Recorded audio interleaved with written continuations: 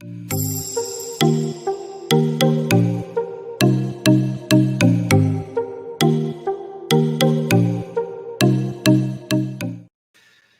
what's going on, everybody? Welcome to Spider News. Let's bring the friends, the Spider friends in there. What's going on, JR? What's going on, Kelly? Mark's in the house. And Neil's in the house. Waiting on Chi-Town to join us in just a little bit. Mark, did you kill him? What happened to my man over there? Oh, I sent him a different link. Oh, yeah. You sent him a different link to join the show. Oh, man. I'm back in my prison cell. He's in your what? I'm back in my prison cell. School. Oh yeah. Is this the first week or second week for you? It hasn't started yet, but all the white walls. Look at that. Oh, it's like you're in a Kindred cell there. But is that where you want to be? Sure.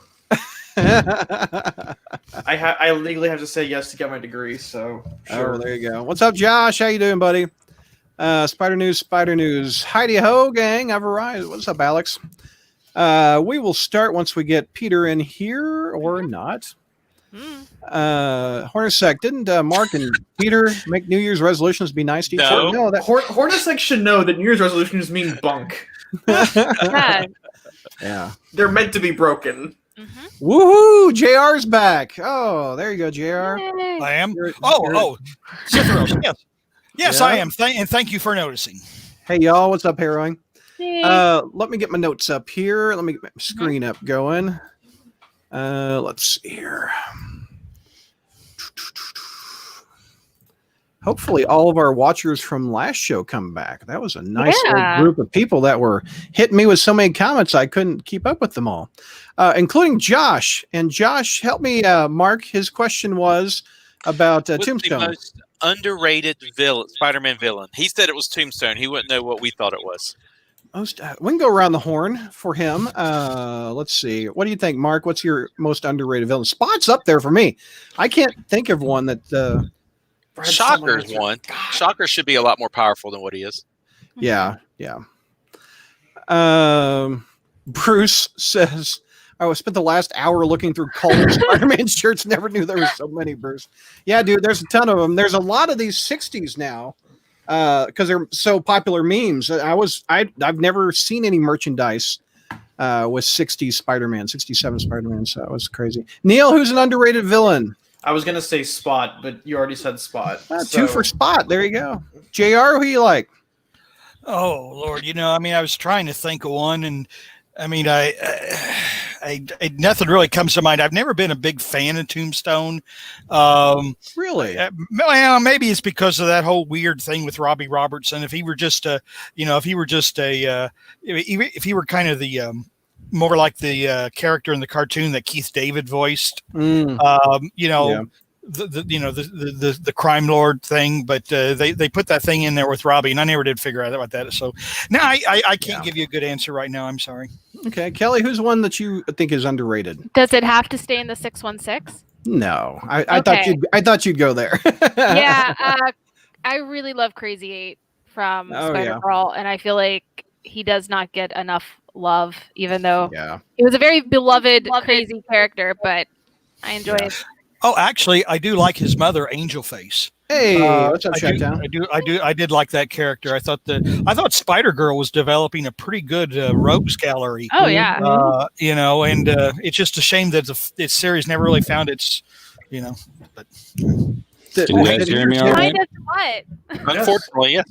It didn't find its what, JR? It got canceled before it found its what? No, I did. It was just kind of like, it's just a shame it didn't have any staying power. I mean, it just, it made it through that 100 issues, but it seemed like what DeFalco was doing, that it looked like, it just seemed like he had I was really interested in where he was carrying the character, and he, the old characters he kept introducing. He found ways to make them interesting and useful. Like Felicia and Felicia's daughter, and Lady Octopus. I thought he was doing a lot of good stuff. I would like to seen it go 100 more issues. Yeah. Well, I mean, it almost did. It almost did. I mean, it is still the longest running female solo title for Marvel. Yeah. Hey, Peter, take your mic away from your mouth a little bit. I'm getting some Darth Vader on it. I think so. Prowler is dope, says Adam. JR is triggering Kelly here with his Spider-Girl talk. Crazy 8, not hack mutter. Can't stop the old man. The Dragon King. Yep. Josh, I got that time. We answered your question earlier. I hope you heard it. You can rewind it if you didn't. We answered your previous question. Sorry that I stopped the show. I don't think that super chat appeared on my end. But when I hit stop, a whole bunch of them appeared. So that's probably what happened. But we got this one. Spider-Man's most underrated, overlooked story. The drunk story where he goes to fight Hobgoblin drunk. Yes. That's a great one by Fabian. Yes. Miscellaneous. I think that's Web 38. I could be wrong. That's a good one. Anybody else got some? I kind of like the Smithville Thunderbolt story. Where there's small town superhero, and Peter goes to investigate with another reporter, and it turns out he's been faking it for the last couple of years because he lost his powers or something like that. You like that ASM 153 about the football. You've often talked about that one, JR. Yeah, but I don't know that that's overlooked. I mean, I think that show. I think you're the only one I know that talks about it. Yeah, I know. But it's like, well, it's because it's so old. I mean, it's from the 70s now. I mean, before some of you were born. I mean, well, I don't know. I mean, I see some old guys here. It was before Neil and Kelly were born. Before Neil and Kelly were there. Yeah, that sounds like a you problem. Yeah.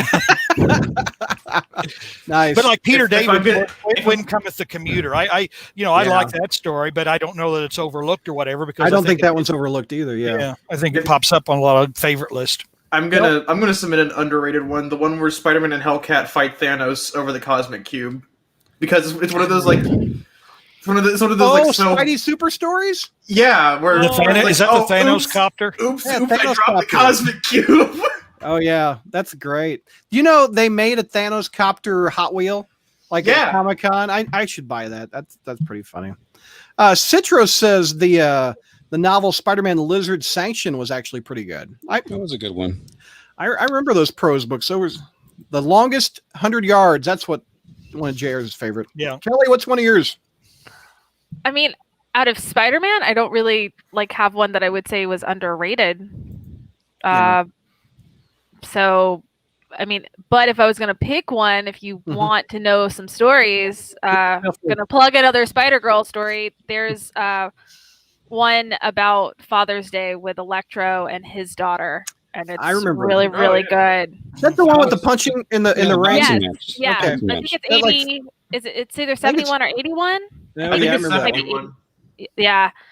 So, but it's a really good little one-shot story, and it's on Marvel Unlimited. So, if you have that, you should go read it. It's cute, and it's a good father-daughter moment, and make you wish that one more day never happened. Peter, what's one of yours that's underrated, overlooked? I like the Demogaban Carrion story in Spec.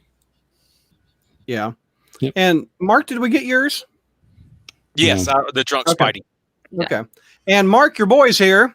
He likes Back in Black. That's one of his favorite. That's a good one. That Kingpin, Kingpin Spider-Man fight. I hesitate to say it's underrated. Yeah, is it underrated at all? I don't think it's underrated. You guys do not dispute my son. Well, it might be overlooked because it's kind of because it comes in just before Brand New Day hits, so it might kind of be tainted by some of that loser stink from Brand New Day. But it's sandwiched in between Civil War and One More Day, so I think that's Grant's argument is that it's because of its situational status. Yeah, it's not as funnily looked on as earlier JMS. Neil, do you have your Yeti mic near you? Let me check. Yeah, hang on. Okay. Yeah. You sound like I'm not hearing the Yeti mic. Hang on, is that better? Yes. Yeah. Yes. Night and day. We can still hear you. Oh. It's going to be like this with Mark all night, isn't it? Oh, wow. He's actually coming. Hear me now. Mark is next door. He's going next door to kick Mark's ass. Yeah. Okay, are we ready? You, Alfred. Coming down in 3, 2. Hey, Crawl Spacers, welcome to Spider News. We haven't done one of these segments in a while. Let's introduce the panel. We've got JR. What's going on, JR? I'm here. It's another new year. I'm so happy to be here and happy to be alive. Thank you very much. What a way to start an episode with JR. For those listening into the car, don't fall asleep. JR is trying to put you to sleep, but we're bringing you back up with Kelly. What's going on with Kelly? Hey, I get to follow that. I get to follow that. But I'm excited. I feel like I got a Christmas present with one of the stories that you gave me to review. I think we're gonna have a lot of fun with it. Oh, very nice, very nice. There is a tease to listen to what was probably going to be a 2-hour episode if I had to guess. Yeah. This one doesn't have another episode on the back end of it, so we can go as long as we want, as long as JR is still alive. So we have. Whoa! I mean, if we go too far in the future, the odds aren't good. I did say that I did. Like I said at our previous issue or previous show episode. When Dark Mark said he was in it for the long run. I can't be in it for the long run. I don't have that much time. JR is in it for the short walk. We have Chi-Town Spidey. What's going on, sir? Happy New Year, everyone. Yeah, no doubt. And we have Neil back in prison, aka school, it says on his little tag. Yes. So, Adam, your comment about me waking up my mom, that's irrelevant now, at least for the next 5 months. Now, you're a senior now, aren't you, Neil? Are this the last year? This is my last semester. If everything goes to plan, I will be graduating in May. So. Are you going to throw a party for us, Neil? How many classes do you have to pass to get the degree? How many do you have to have? Like, as of now or total? Sure. Well, I mean, from here to May. I have to have 15 hours, which equates to about 5 classes. What are the 5? What are 5 you got to pass before we get this bachelor's degree? Well, I've got aside from the internship, I've got basically all the courses in my degree plan finished. So nice. Right now I'm taking political science, journalism, lying and deception. So I know when people are lying. All right. Somebody make a journalism joke. I'm ready. That's what my degree's in. But go ahead. Keep going. What else you got, Neil? Obviously, you're not using it though. So you can't read and you can't talk. I mean, can't remember anything. So the walk is getting shorter for you, JR. Anyway, Neil, you are soon going to be a college graduate. I'm proud of you. Congratulations. I hate that I'm going into this job market, but I'll live. Oh yeah, that's a tough time. And we have Dark Mark, who's been out of college at least 30 years. What other segue I got, Mark? I'm sorry. That works for me. What's going on, Mark? How are you, buddy? I'm just happy to be here. There you go. You know me. I'm all smiles and all positiveness all the time. Nice. Right. Wow. Boys, simmer down. So we're going to talk to the soon-to-be college graduate. He is leading the episode. Neil, leading the episode. Wait, what? You're leading it. You are the first topic. I was leaving. No, you're not leaving. You're leading. Bye, Neil. Okay. Oh, Neil, it's been great. Take me through this god-awful Mountain Dew-looking costume. Wait, that's your favorite, though. Yeah, but I don't like it on my Spider-Man.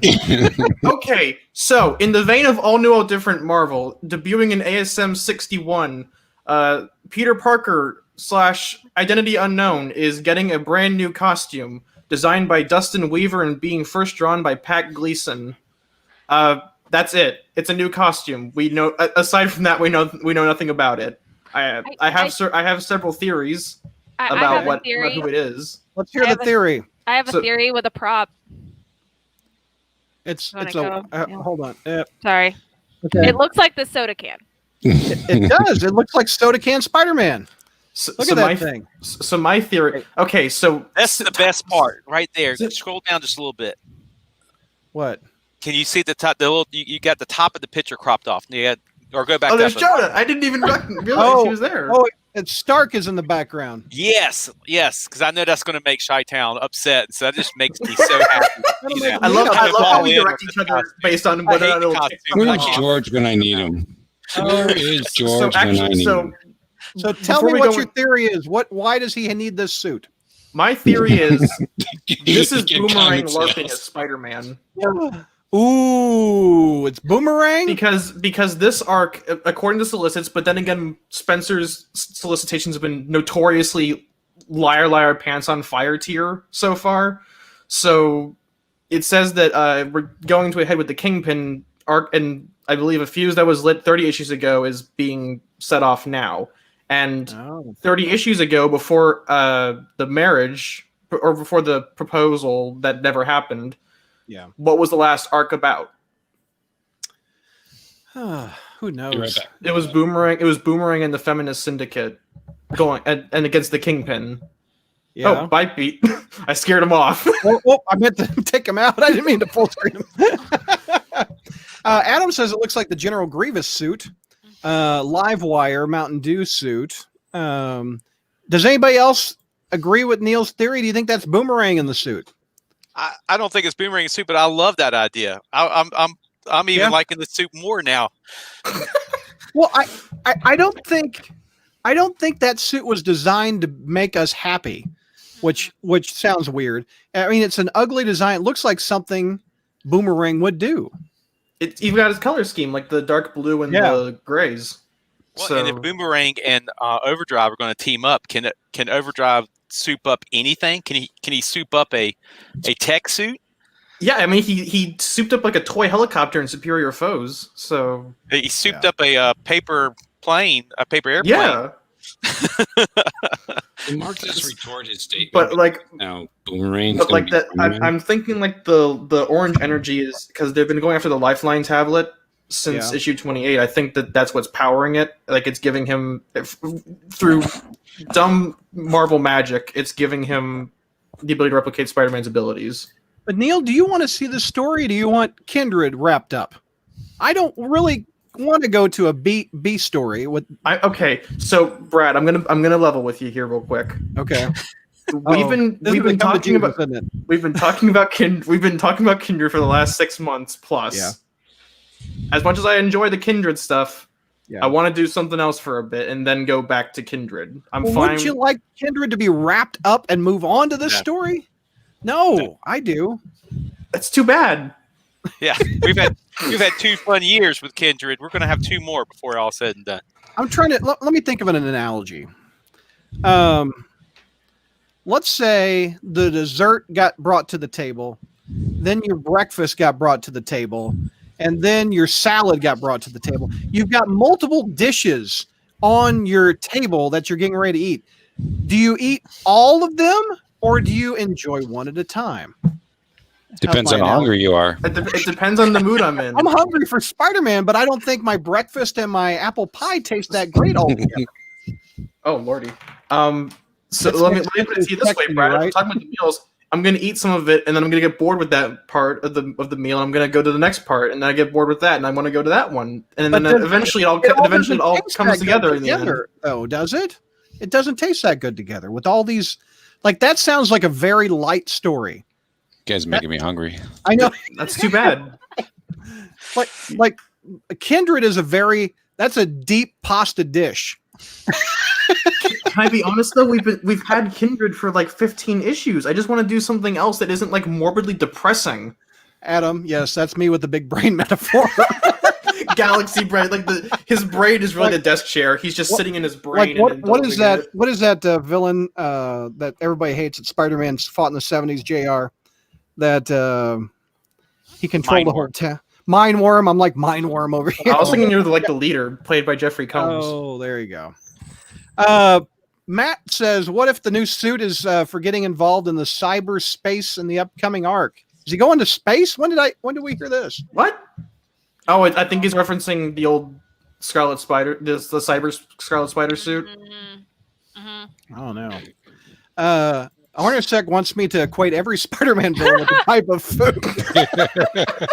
So let's see. What would Boomerang be? He would be something you throw up. Ew. Something with a point. Well, you ate it. It came back, right? Ew. Why did Adam? I feel like he's a Ford Loco in poor decisions. That's his dessert. Yeah. Poor Loco. I don't know where Adam came to the conclusion that I'm on Ritalin tonight. Citro says the current story reminds me how Brad once said Spidey is just a guest in his own book. Agreed.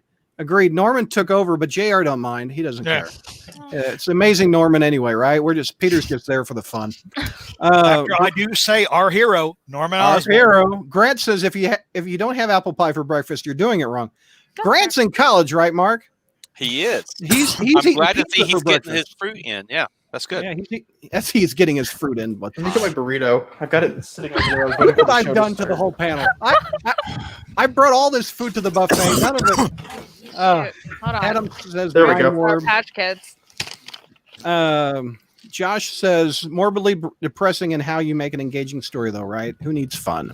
Okay, so I want to point out that I'm okay with it being like swallow, then talk. Well, chew first. Then don't choke. Neil's gonna die on the podcast. Can we do Heimlich in these little boxes? Oh man, good. I want to die. Push. No, Neil's not going to die until we set up a Patreon account to, so people can watch him do it. I'm gonna live stream my death. Oh my God! Here we go. We tried to have.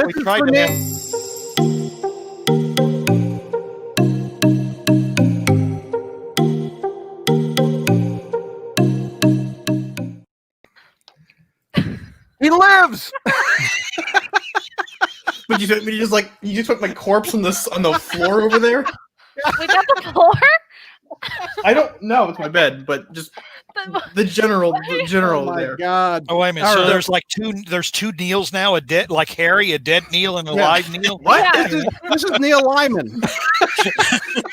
Everyone said Neil is super Heimlich chat. Everybody F in the chat. What you always all talk about that.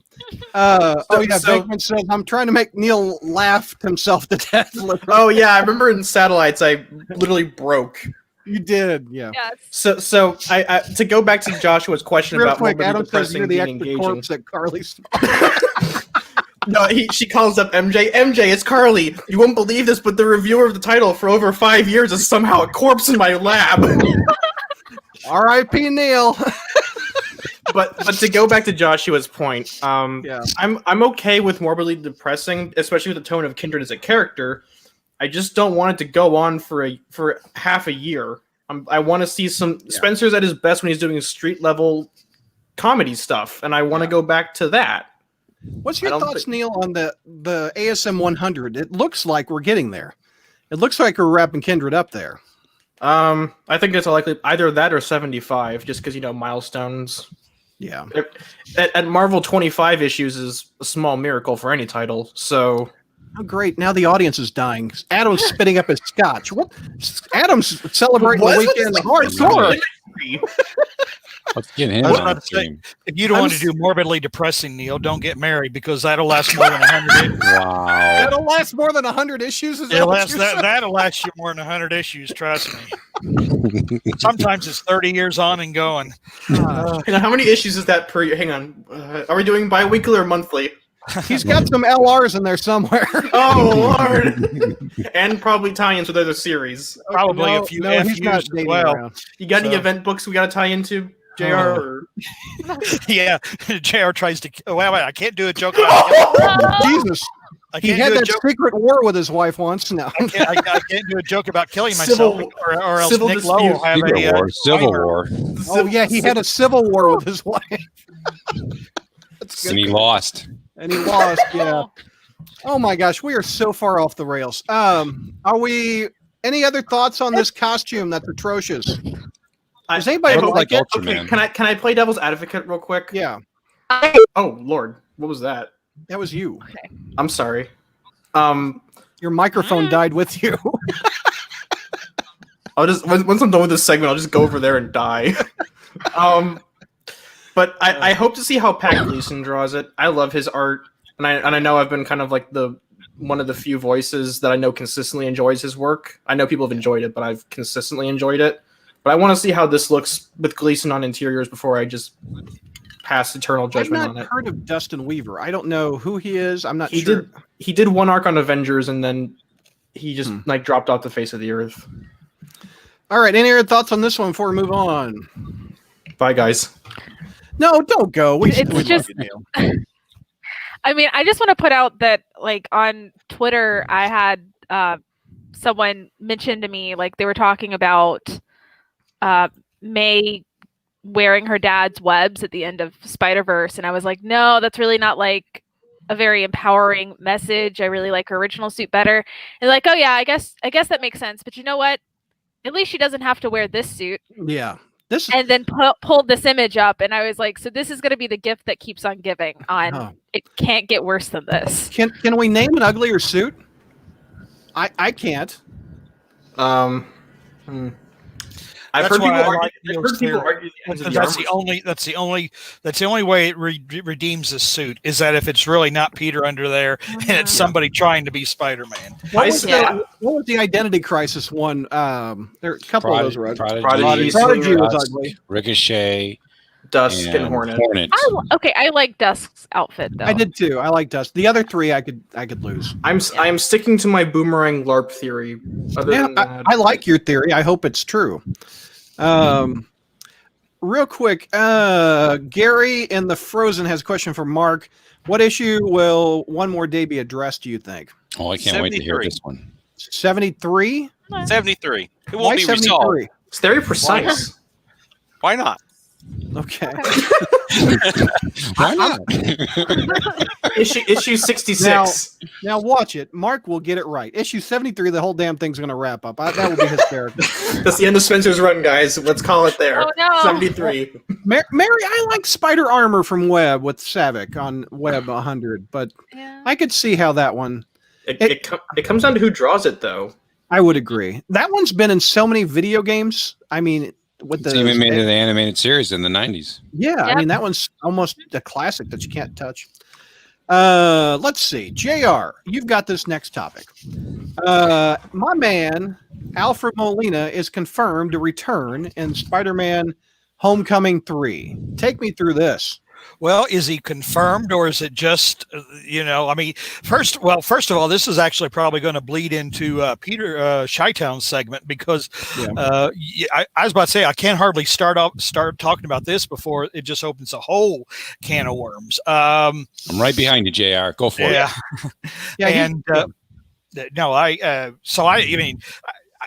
Until I actually see a photo, I won't believe it because there's been so much misinformation, not only about this, but the previous movie, we didn't get what some of the websites were saying we were going to get.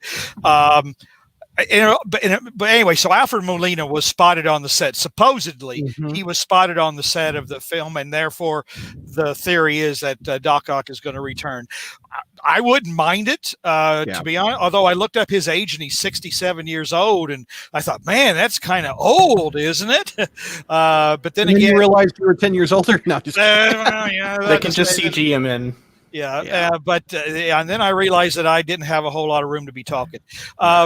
I kind of wonder, the thing is, though, I wonder if Sam Raimi is having any influence over this story.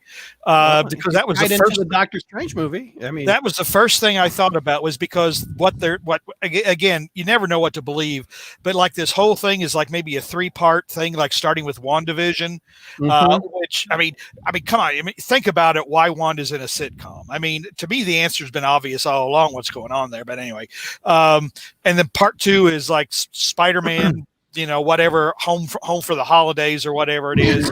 and then the third part is Doctor Strange and the Multiverse of Madness, which Raimi is directing. I'm thinking, well, if that's true and that's leading into it, maybe this is all, maybe Raimi's having it, which I would see as a positive thing for him. I would too. The bigger question I wanted to ask you is Willem Dafoe. What do you think? I mean, they got to get he's too old. No, he's not. He would be. He was just an Aquaman. Yeah. JR, would you lose it if Dafoe is back with Molina? That would be so cool. I was about to say, I would say that, it might almost make me, crap myself. But then again, I'm so old that I do that anyway. But you just did it, right? Yeah. Look, Ma, no hands. I was about to say, that's why I got these depends back here. I would love to see Willem Dafoe in a more comic accurate costume. Oh, wouldn't you though? That would be a shut up and take my money moment. Oh, you know, JR, didn't he already do that with the makeup test? What's and that? They said it was too scary. William Dafoe had on a goblin mask, and it was just. They said it was too scary for kids. We're 21 years later. They can make something better than that. It was too scary for kids. Yeah. Now I saw some of those screenshots. It was kind of. It just wasn't a really. I mean, I liked what they were trying to do because they were trying to make a mask that moved with your face, but it probably would have looked really bad. It wouldn't have looked, I mean, I don't know. I would like to see him in a more comics accurate costume, but maybe they can do it better with the technology advancing. They could CGI. They could deep fake or CGI a mask probably. Michael says Defoe 65, Molina 63 is the sinister AARP. That's pretty good. So can I ask a question, JR? Would you be distracted if they did like a horrendously obvious CGI like deep fake, like what they did with like Grand Moff Tarkin in Rogue One, where you can tell it's a CGI deep fake? Well, the thing that creeped me out more about Grand Moff Tarkin was that Peter Cushing is dead. That was kind of what creeped me out. I mean, not so much if you want to talk about bad special effects and stuff, I mean, that doesn't creep me out. It just creeped me out that here basically is a dead actor that they, I mean, it doesn't bother. Carrie Fisher. Yeah. But, well, she wasn't dead then, was she? She is now. Oh, I'm sorry. No, they. Wow. Yeah, but they used footage of her in the Skywalker movie. They didn't create a Carrie Fisher, I don't think. But I don't know. We'll 60-year-old villains fighting a teenage Spider-Man. Well, I tell you, Willem Dafoe, from what I hear, he's in pretty good shape. He is. He probably could take care of himself. But I don't know. Getting back to the, I it's like anything else. So I just worry that the way they're talking, this is just going to be so overstuffed. It's not enjoyable, and that will be distracted by the cameo moments. Hey, there's Alfred Molina. Hey, there's Willem Dafoe. Hey, there's Toby Maguire. Hey, there's Andrew Garfield. Yeah. Is there a story here? But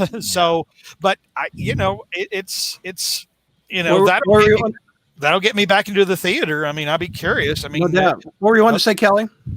Well, I mean, and it kind of goes into one of the stories that I have is just there's so many of these non-checked rumors on these photos, and they keep saying set photos. But once you go and you try and find the set photo or find the source, it turns out to be a fake article or a fake Twitter situation, and they're not real. Because there's one where like they claim you can totally see Andrew Garfield hanging out with Tom Holland outside a Buckhead hotel. It's not in Buckhead. It's Barcelona, Spain. Buckhead is a neighborhood in Atlanta, just so everyone understands that, because I realized I was like talking Atlanta speak. But but it's also very clearly not Andrew Garfield, like at all. And I don't understand how that even created a rumor, yet there's about 10 articles stating that that's real. And it's so strange to me. Like, I would be excited for all of these things. I'm not saying that they're not happening. It's just, it's very weird how, like, every single time a fake leak shows up on Twitter, it creates like 10 to 12 different articles. It's funny when you click on those, they all lead back to, we got it covered. We got this covered. Yeah. I mean, I that's why with this article, JR, the Hollywood Reporter is a reputable publication. So that's why I put that there. Yeah. I don't know. Anything of Hollywood is not reputable, but yeah, but it's more reputable than most. Yeah, you're right. I would agree. Right. Yeah. We've got Peter, I think, on this next one, segueing into Toby Maguire possibly coming back and pictures of what's he doing here. Well, according to Just Jared, he's going to the Wardrobe Workroom store in Hollywood, and it can be assumed that he's going for a costume fitting, which, you know, might go for the next Spider-Man movie with all the rumors that are going on with Doc Ock coming back and Jamie Foxx and Electro coming back. And have we even confirmed that Garfield or Kirsten Dunst is coming back too? And yeah, maybe Nicholas Hammond is making an appearance as well. Oh, me and the fans would love that. I know. I mean, I did some research checking out where the wardrobe workroom store is. If Toby's really going in for a Spider-Man costume, wouldn't he go to a studio and get that done? What would bring him here? Yeah, exactly. So I think it's just it may be like clickbait. It's like, hey, Toby Maguire is there in a mask coming out of his car. Coming out of his car, he's going for a Spider-Man fitting. He's like, yeah. Maybe. I do want to point out. Oh, sorry. That mask is a little bit like the new costume.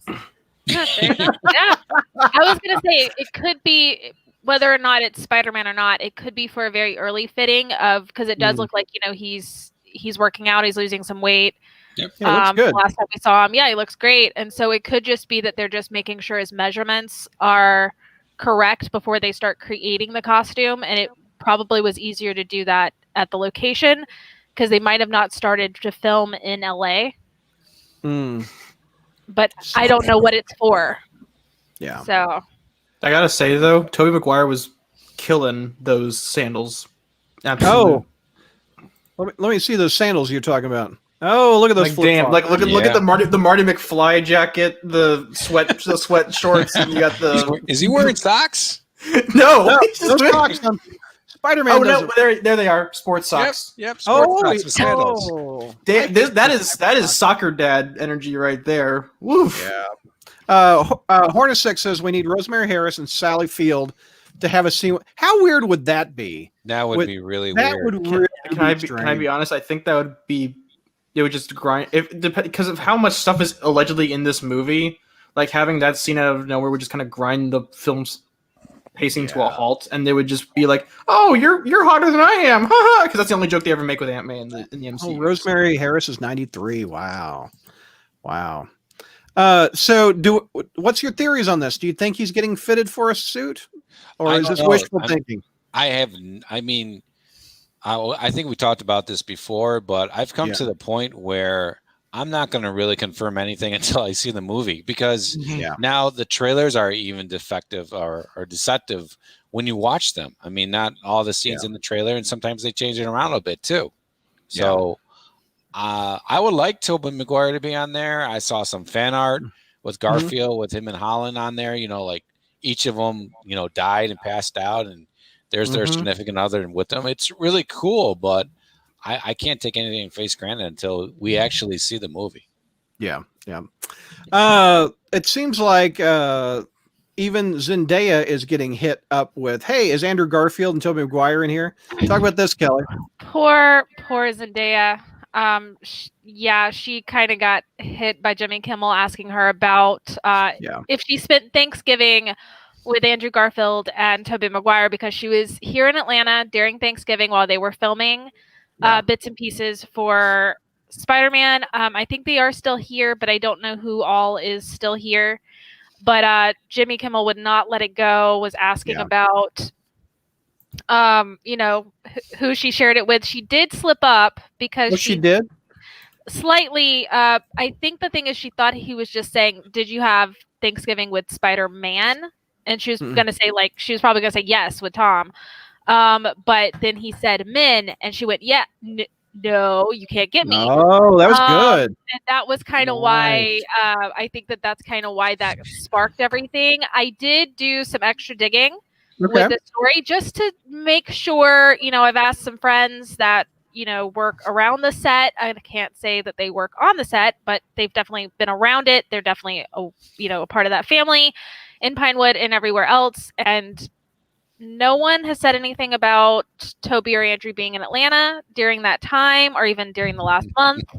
I have not seen any photos of anything. I definitely checked Twitter, could not find anything. That's where I found all the fake ones. I love that, we just talked about Toby going in for a fitting, and someone actually said it was someone on Twitter actually used those photos from North Hollywood and said it was a friend of mine's shop that helps Pinewood at times. And I was like, that's not their parking lot. No. What? But it was so wild that they even knew, okay, sometimes this costume shop is in the credits. So it must be this. And we're going to create this fake credible rumor, but he was never in Atlanta. And from what I gathered, neither is Andrew Garfield. So if they are a part of the movie, they're not filming here. So, and this is where a large part of the filming is being taken place. So either it was up in New York earlier, or it's going to be in the LA sound stages later, if that is to be believed. Right. Let me ask you a question, and this is not entirely related to Spider-Man. What makes Atlanta such an attractive movie studio these days? I mean, there's all kinds of productions going there. Okay. Tax credits. The state gives a lot of tax credits to the productions. You see that Georgia Peach at the end of so many productions when the credits roll, they must give a heck of a discount to shoot in Georgia. It's irritating because I'm from North Carolina, and North Carolina was going to be that, and it was going that direction, and then they cut the tax credits for the movie companies, and they went, whoop, bye, and went down to Georgia. Yeah, if y'all remember in the 90s, Orlando was supposed to be the big place, and that's where they had all like the Nickelodeon shows and the Disney Channel shows, and then Florida cut their tax breaks. I think is it Mississippi is the state that's trying to get competitive with Georgia right now for filming, or is it a different state? I don't know. I don't care. Who knows? Keeping with the movie theme, let's talk a bit about Mark. You've got this one. John Watts, the Spider-Man director, is going to do the Fantastic Four movie. Yes, and for this segment, I made sure I wore my... Oh, hold on.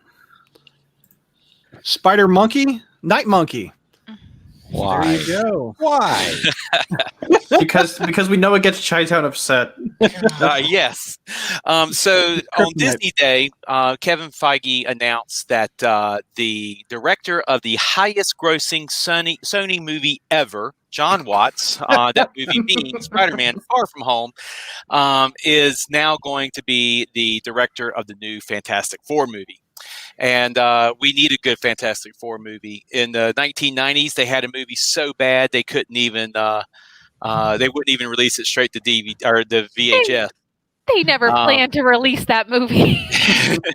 And in the 2000s, we had pretty good movies for the 2000s, and then they had that reboot. I forgot when that was, but that was awful. 2015, Fant Four Stick. 2015. Yeah. So now Disney owns Fox, and they're going to put them in the MCU.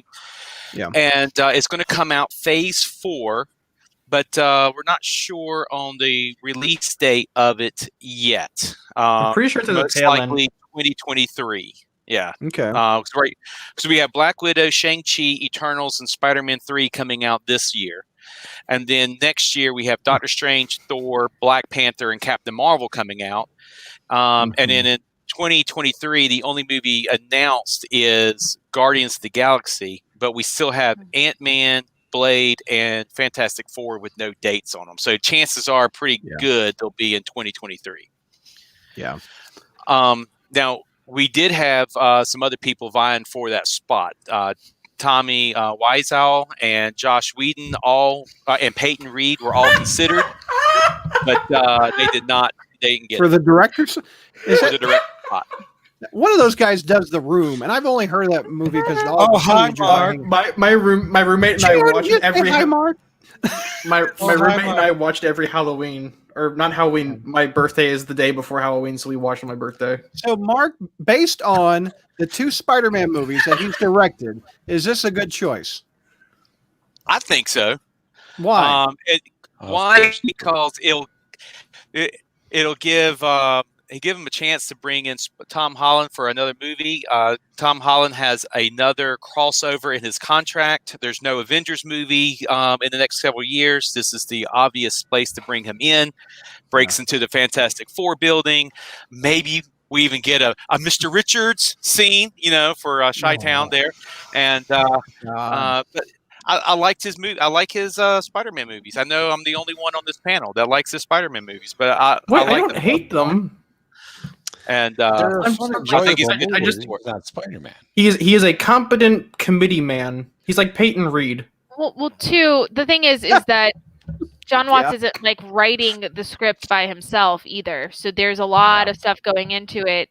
He's the director. He's the one handling the direction of the script. So I don't mind his direction. It's just there's a lot of problems inside the mythos that they're creating for the MCU that we don't agree with. But the movies are fun movies, and the special effects are well done, and the shooting's well done. True. I mean, look at how they did the Vulture and the Mysterio.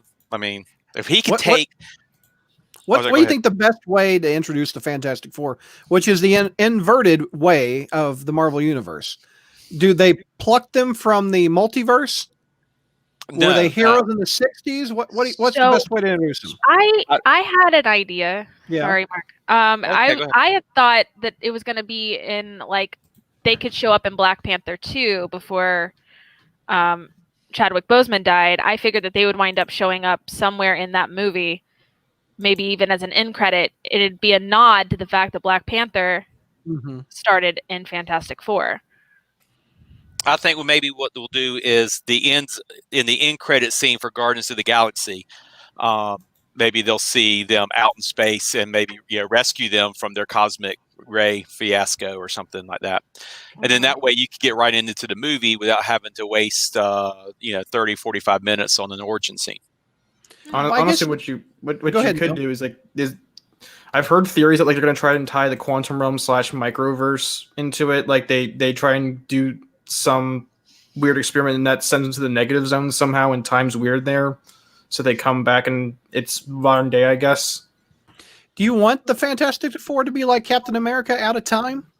No, I don't. I don't. I don't care either which. I guess I'm one of those people who's just like, I don't care. But there's a ton of other viable theories that are able to be applied. Adam's talking about how Dr. Doom and Black Panther 2. I agree. Dr. Doom would be a great way to be introduced in Black Panther 2.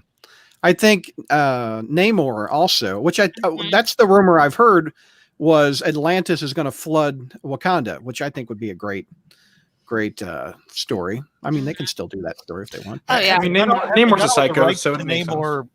I'm sorry, I didn't mean to interrupt. Wasn't there like a problem with the rights to Namor or something like that or have they resolved all those? I think they resolved those. I think they defaulted back. They defaulted back to Marvel, I think. Yeah, they bought Fox. That's how they fixed it. Yeah, they threw money at the problem. Michael says, have Spidey meet Johnny in NYC and then pan to the Baxter Building. That'd be, that would be kind of cool at the end of Spider-Man: Homecoming 3 to have the Human Torch fly up, and it's what's his name from High School Musical, Zac Efron, the abs guy. Yes, I think that he's a little old. I've been saying like Lucas Till, who now plays MacGyver, would be a good Johnny Storm because he's a bit younger. Oh yeah, what is he like? He's in his 20s, I think. Yeah.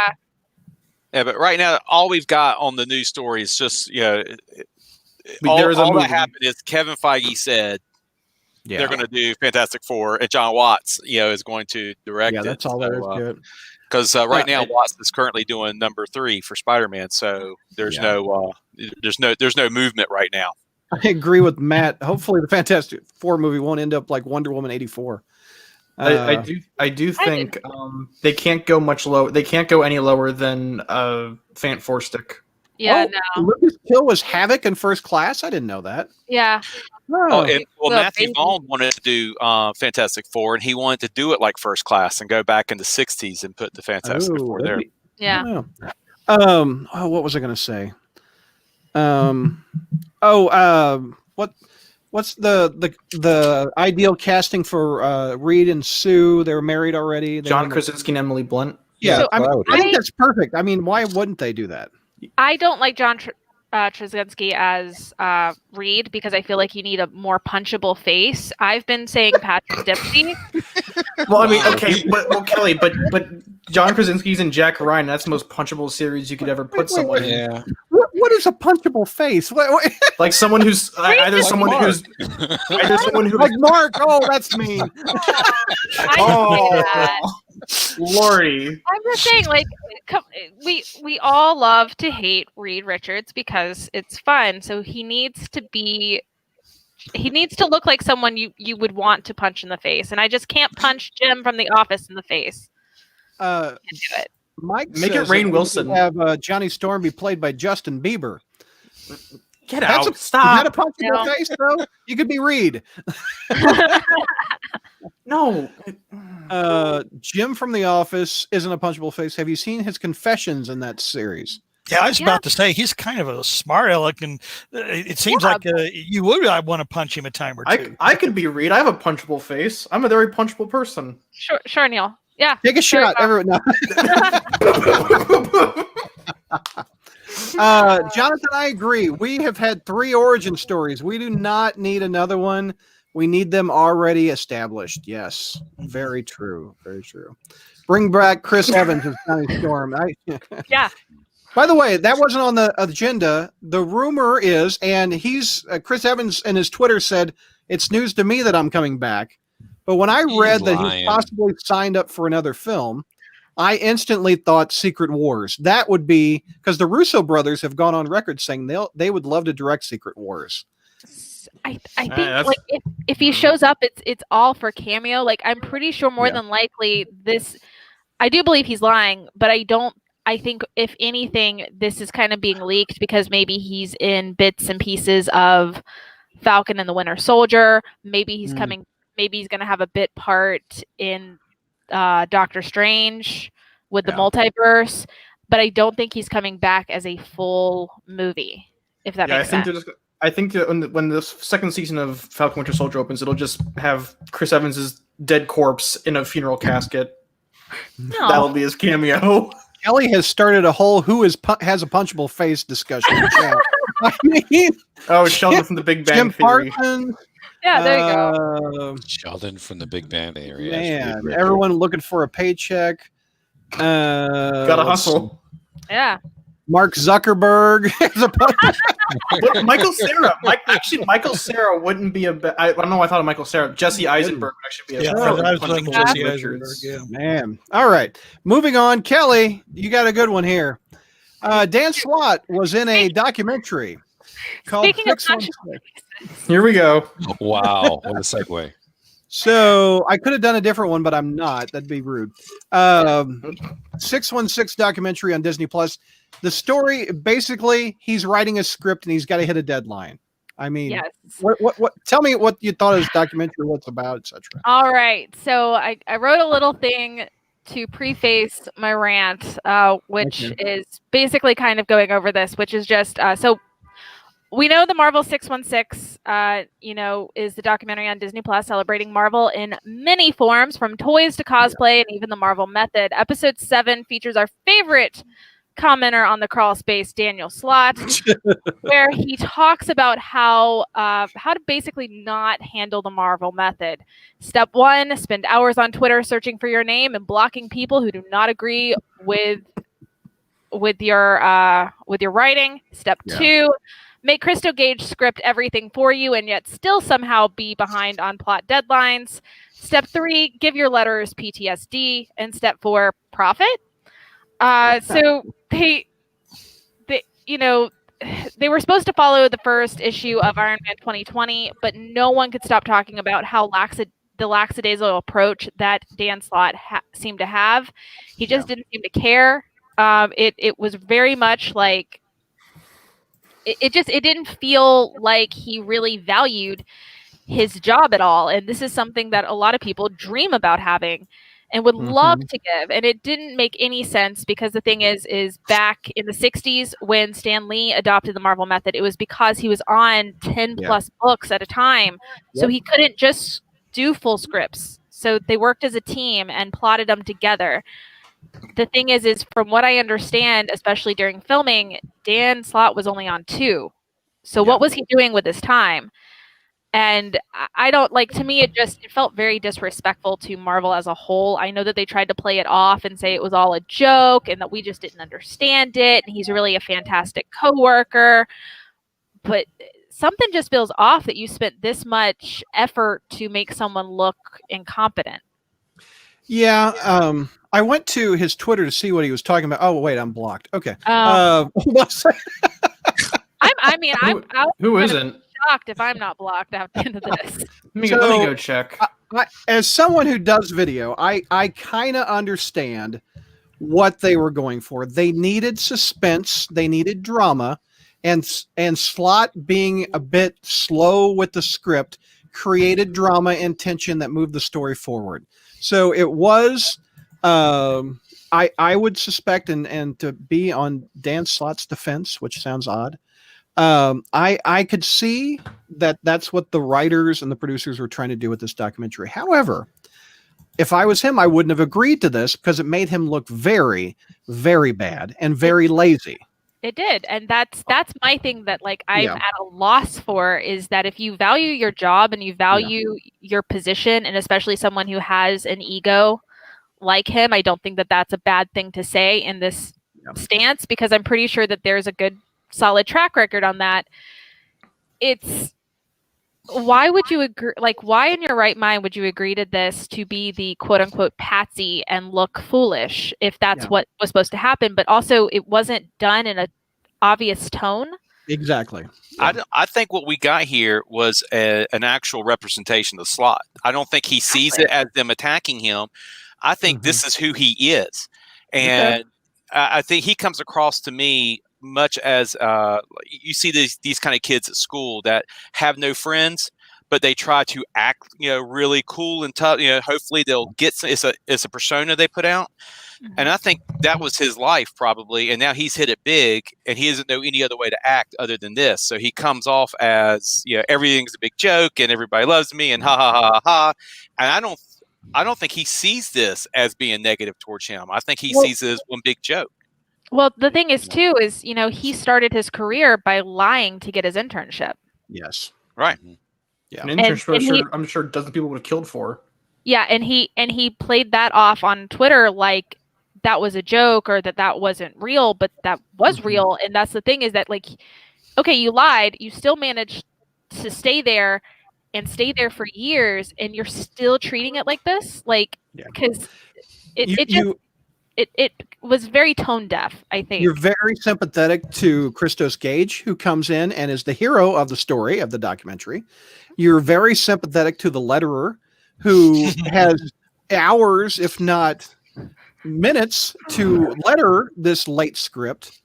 And then in the documentary, he goes to a comic signing and is the big hero.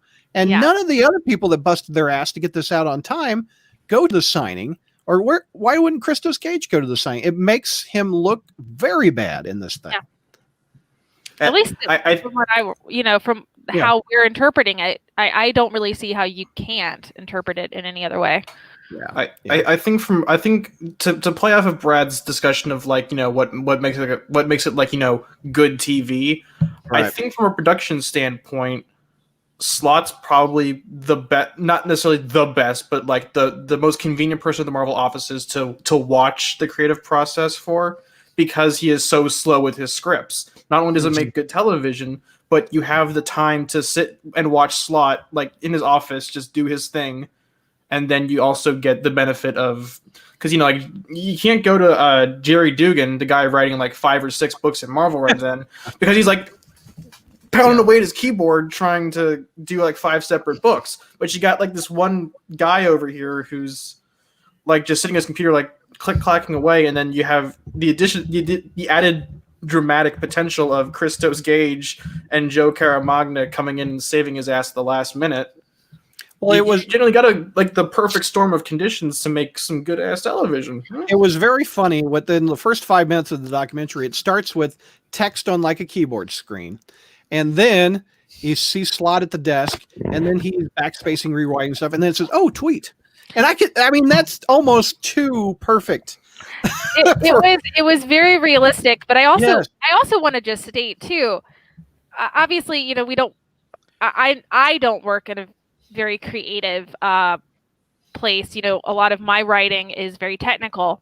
But if I was, even though I work from home, if I at any point in time got caught being way too focused on Twitter and social media than my actual job, I would be fired.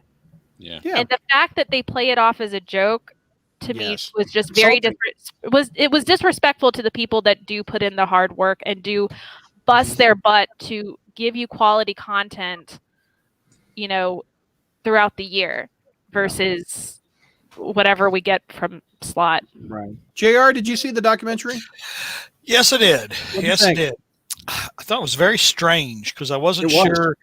It was almost like I don't know. I wasn't sure. It was almost like they thought they were making something smarmy, self-indulgent, and not realizing, look how funny we are, look how clever we are. We're going to make fun of ourselves, and then not having a clue how it was going to play out. Yeah. I just wasn't. I wasn't sure what the purpose was. I mean, other than that, they just don't get it. That they thought that they would play this angle up and be funny. I mean, because how these things are filmed. I mean, all the scenes are filmed like all those scenes with like Slott and Brevort's office, they were all filmed at the same time.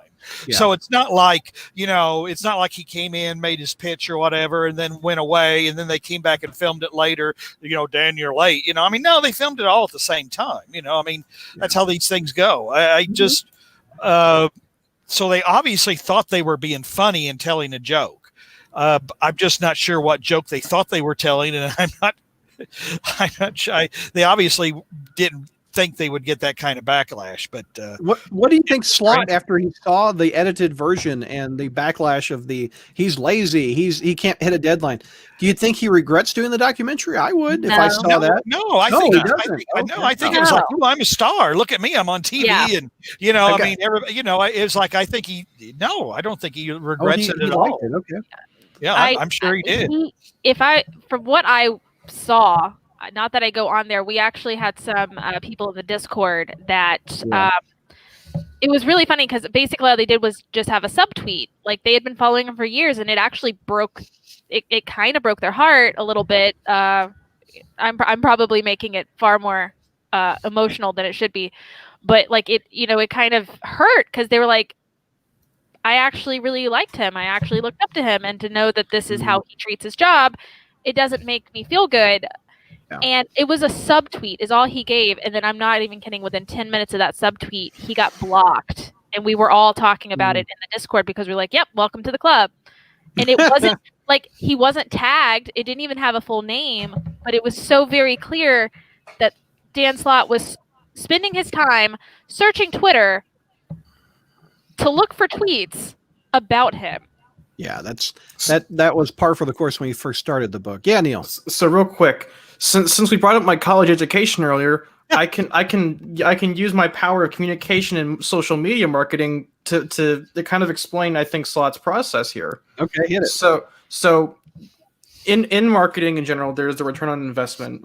You're all smart people. You know what return on investment is. But with social media, you can't quantify return on investment.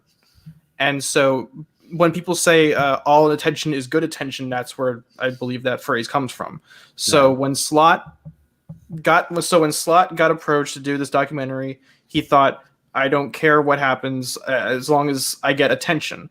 And so he goes on, the documentary airs and everyone's going to him. Slott's profile immediately blows up. Yeah. And so it's just attention. It's just pure attention. And so what Slott can do later on is he can take the people who like him now and add them to his circle, because the people who already like him before are still going to like him now because they were aware of him. And the people who don't like him, well, they were going to dislike him anyways. So he can just block the new people who are coming to criticize him and keep the ones who are new. And this is not the only appearance of Mr. Slott on Disney Plus. He was on that game show or whatever they've got, which is like To Tell the Truth, which is like one person has a job that's a writer for Amazing Spider-Man. One is, I forget what the other one was, and he was not picked as I don't think he was picked as the writer, was he, on that? Did you guys see that game show? No. So a little kid has to pick which one writes Spider-Man, which one doesn't, and the little kid was like, "It's not that dude, Dan Slott. It's not him." I think that was the episode that he admitted that he lied on his internship application. Yes, that's right. Vinkman, thank you for the super chat. We've got, if Slott is that bad at being a writer, why does he still have a job? Weapons grade blackmail? So to answer this, first off, he's in the boys club. Like he's been not just Casadas, but it's like a little interconnected Tholian web of friendships. JR, listen to that. The boys coming around the Star Trek references. I've been here. Where do you think I've been? But love that Tholian web. And look at the web. He tied Star Trek into Spider-Man. The Tholian web. Mind blown. But but the boys club is already pre-existent. Even though Axel Alonso is gone, and thus the real genuine power it has is gone, Slot still has friends who will give him gigs. I'm pretty sure Cebulski is still on good terms with him, so he's like, hey, you keep writing Fantastic Four and it sells stable sales, have at it, my guy. And like Hornacek put in the chat, some people just fail upwards. It's true. Some people have been doing that for the past 15 years at Marvel. We haven't heard from Peter. What do you think of this documentary or the whole discussion? I mean, it's shining in him like a bad light. Yeah. That's how I see it. That's how mostly everyone else sees it. I'm sure he doesn't see it that way. He sees it like, oh, I'm on Disney Plus. Look, can you get on Disney Plus? No. Some of the Spider-Man cartoons that I helped produce, like the latest one, I'm on there. So this is all like really, really good for him. It's more like a Disney minus. I don't think it did him any favors. I really don't. I don't think he came off good. Mark, do you think he came off good? I don't think he came off good at all. I think he thinks he did, but yeah, agreed. It was just disrespectful to me. I think it's disrespectful to the fans. It's disrespectful to Stan Lee, and it's disrespectful to Marvel. Yeah. I think it's as someone who is especially a big advocate for workers' rights, this is essentially Slott abusing not just his artist but also his letter. Like, I think Joe Caramagna said, like, "Oh, my wife gave birth and I was lettering a Slott comic." So, like, you're essentially enabling the system that is hurting the family unit. So, what do you got to say to that, Slott? What about Red Horde too? I mean, he's like, Slott misses deadlines. And Slott does this, and he's making like, he's such a pain to to work with. They're watching a Full House episode. Why are you doing that? Thank you, Josh, for another super chat. He says, "Does this documentary confirm all of your negative feelings towards Slott's writing and behavior?" Mine was already confirmed with how he wrote Mayday and Spider-Verse, and then decided to try and defend it to the fans. Yeah, like we didn't know better. Yeah, this just feels like double dipping into the Slott bad pot. Like I said a little earlier, there has to be a little drama, a little made-up drama in the documentary, but there also is some grain of truth. And I think we know he's easily distracted by social media, or at least he was. I don't think he is as bad as he was when he was on Amazing Spider-Man. But again, I don't follow him as much. I was thankful that we don't have to. But this documentary mentioned Spider-Man several times. He's very proud of his 10-year run on Spider-Man. So it tied into Spider-Man that way. But yeah, he should be. I mean, I would be even if I was writing crappy stories. If I was 10 years, they let me stay on for 10 years. Somebody's liking what I'm doing. Yeah, I that's something to brag about. But I don't. As a long time, you can make omnibuses out of that. That's easy royalty money. I wonder how much he got paid for this documentary. By the way, I wonder if probably not much. Maybe Lunch. a couple thousand, maybe. He's getting Disney money. I don't know. Is Disney money good money on a documentary? Yeah. Disney money, period, is good. I think he made a couple grand. I really think that's about the most. What do you guys think? I bet he would do it for free. Oh, you don't think he made any money? Yeah. I was saying that they took him out to lunch and that was all he asked for payment. I mean, so documentaries tend to not make a whole lot, and Disney, like, I'll put it this way: Disney was searching on YouTube for like stuff from the 90s. And they literally were basically just saying, well, we'll put your name in the credits. That's all we can offer you for, your home video clip. Wow. Can we please use it? Yeah. So that's how they treat documentaries. So I don't know if he got paid like super Disney money, but I'm sure he got paid a couple thousand. Yeah, I think so too. Mary wants to know, is there anyone else besides Slott who still uses the Marvel method? Is that why they picked him? I think in the documentary they said he's one of the only ones. I think Nick Spencer said he uses it selectively. Like when we're doing the Lifetime Achievement arc, he let Ryan Otley do the fight scenes, but that was like just selectively. So right. He probably did that with the LR issues too. Yeah. Well, he handed out to Rosenberg. So yeah. Hornacek says, I wonder if Marvel removed even the worst scenes in the documentary and they think this was the best version of Slott they should show. We'll never know. We'll never know. The uncut version. Slott was paid in fast passes for the Spidey ride at Orlando. Well, there you go. I don't want him on my ride. You would? Said I don't want him on my ride. He can have the Disney ride. Okay. All right, Neil, you got the next one. Funko's going nuts with the Miles Morales video game. Okay, Brad, can I be honest? Yes, sir. This isn't news. This is just Funko doing Funko. Funko does this every time something new comes out. What? They just release a buttload of new. Funko Pops. This isn't news. We know this. JR, did you have a kid in the '90s named Neil? That's your line. I was about to say it's not news. I was about to say, Neil, you've just hit on what Spider News is not about. It's not news. Neil just dropped a Star Trek reference. He just told me this isn't news. We need some DNA test. I think turns out he's 100% yours. I'm okay. So I'll be a bit nicer, Brad. Okay, so Marvel released a bunch of Funko Pops based on the Miles Morales game. There's your news. There's 9 of them. Way to go all out. You're welcome. Oh my God. Hey, Neil, at least your new segment has Spider-Man in it. Jesus. So we've got turning on me. Check. Help me out. So we've got the tracksuit, this suit, one with a hat, one with Tim Pool's beanie. Wow, Neil, the Prowler suit and the Crimson Cowl. Which one do you hate? Which one do you like?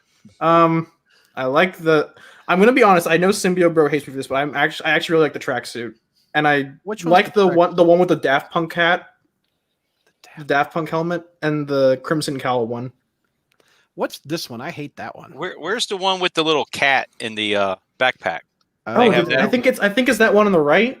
Maybe, I don't know. Yeah, I can't see the back end of them, but let's go back. Maybe there's another view of them. What's the purple one? I haven't played the Miles version. That's the Prowler version. Oh, here's one. He's upside down.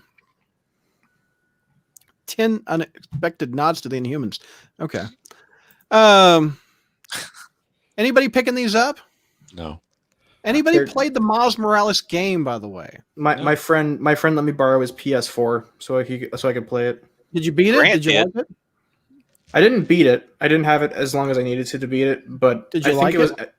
I think it did it without getting too deep into like game design. I think it improved on the weak parts of the first one, and seriously did a good job refining the combat system and the finisher system. Hornacek says JR is like the Emperor talking to me. He's enabling my worst. He's enabling my worst. Good. Parts. Let the hate flow through you. I love that. Neil is channeling JR. And Al Bundy Don't got insult a the poor kid. You said Grant played it. He says the cat has a name named Spider-Man. Really? The cat's named Spider-Man because the guy. Oh, do we care about spoilers? Well, I didn't know that. Grant beat it in 2 days. He says. Yep. Kelly and Peter, I remember talking to you guys. You played PS4 Spidey. Have you played this one? No, I have not. I haven't bought it yet. I haven't been able to find a copy of the PS4. We've been looking for my nephew, and I can't find it here in Atlanta. We couldn't find it in Jacksonville, near where he lives. I don't know if it's just a shortage on the PS4 discs themselves in stores or what's going on. And Grant played it. Mark, did you play it? I did not. I watched Grant play it. Okay. Smart. I own a copy of it, but I'm still trying to beat the Atari one, so I'm not ready for that. Yet, Mark. I own a copy of the game. It's on PS5. I don't own a PS5 to play the damn thing. I can't find a PS5. Okay, so Brad, I'm going to be honest. You're not going to play that game for 2 years with the rate they're making PS5s. I tell you what. You know what? Chick-fil-A needs to be in charge of PS5 distribution and COVID distribution. Just give it to KFC. They're making their own video game console. KFC?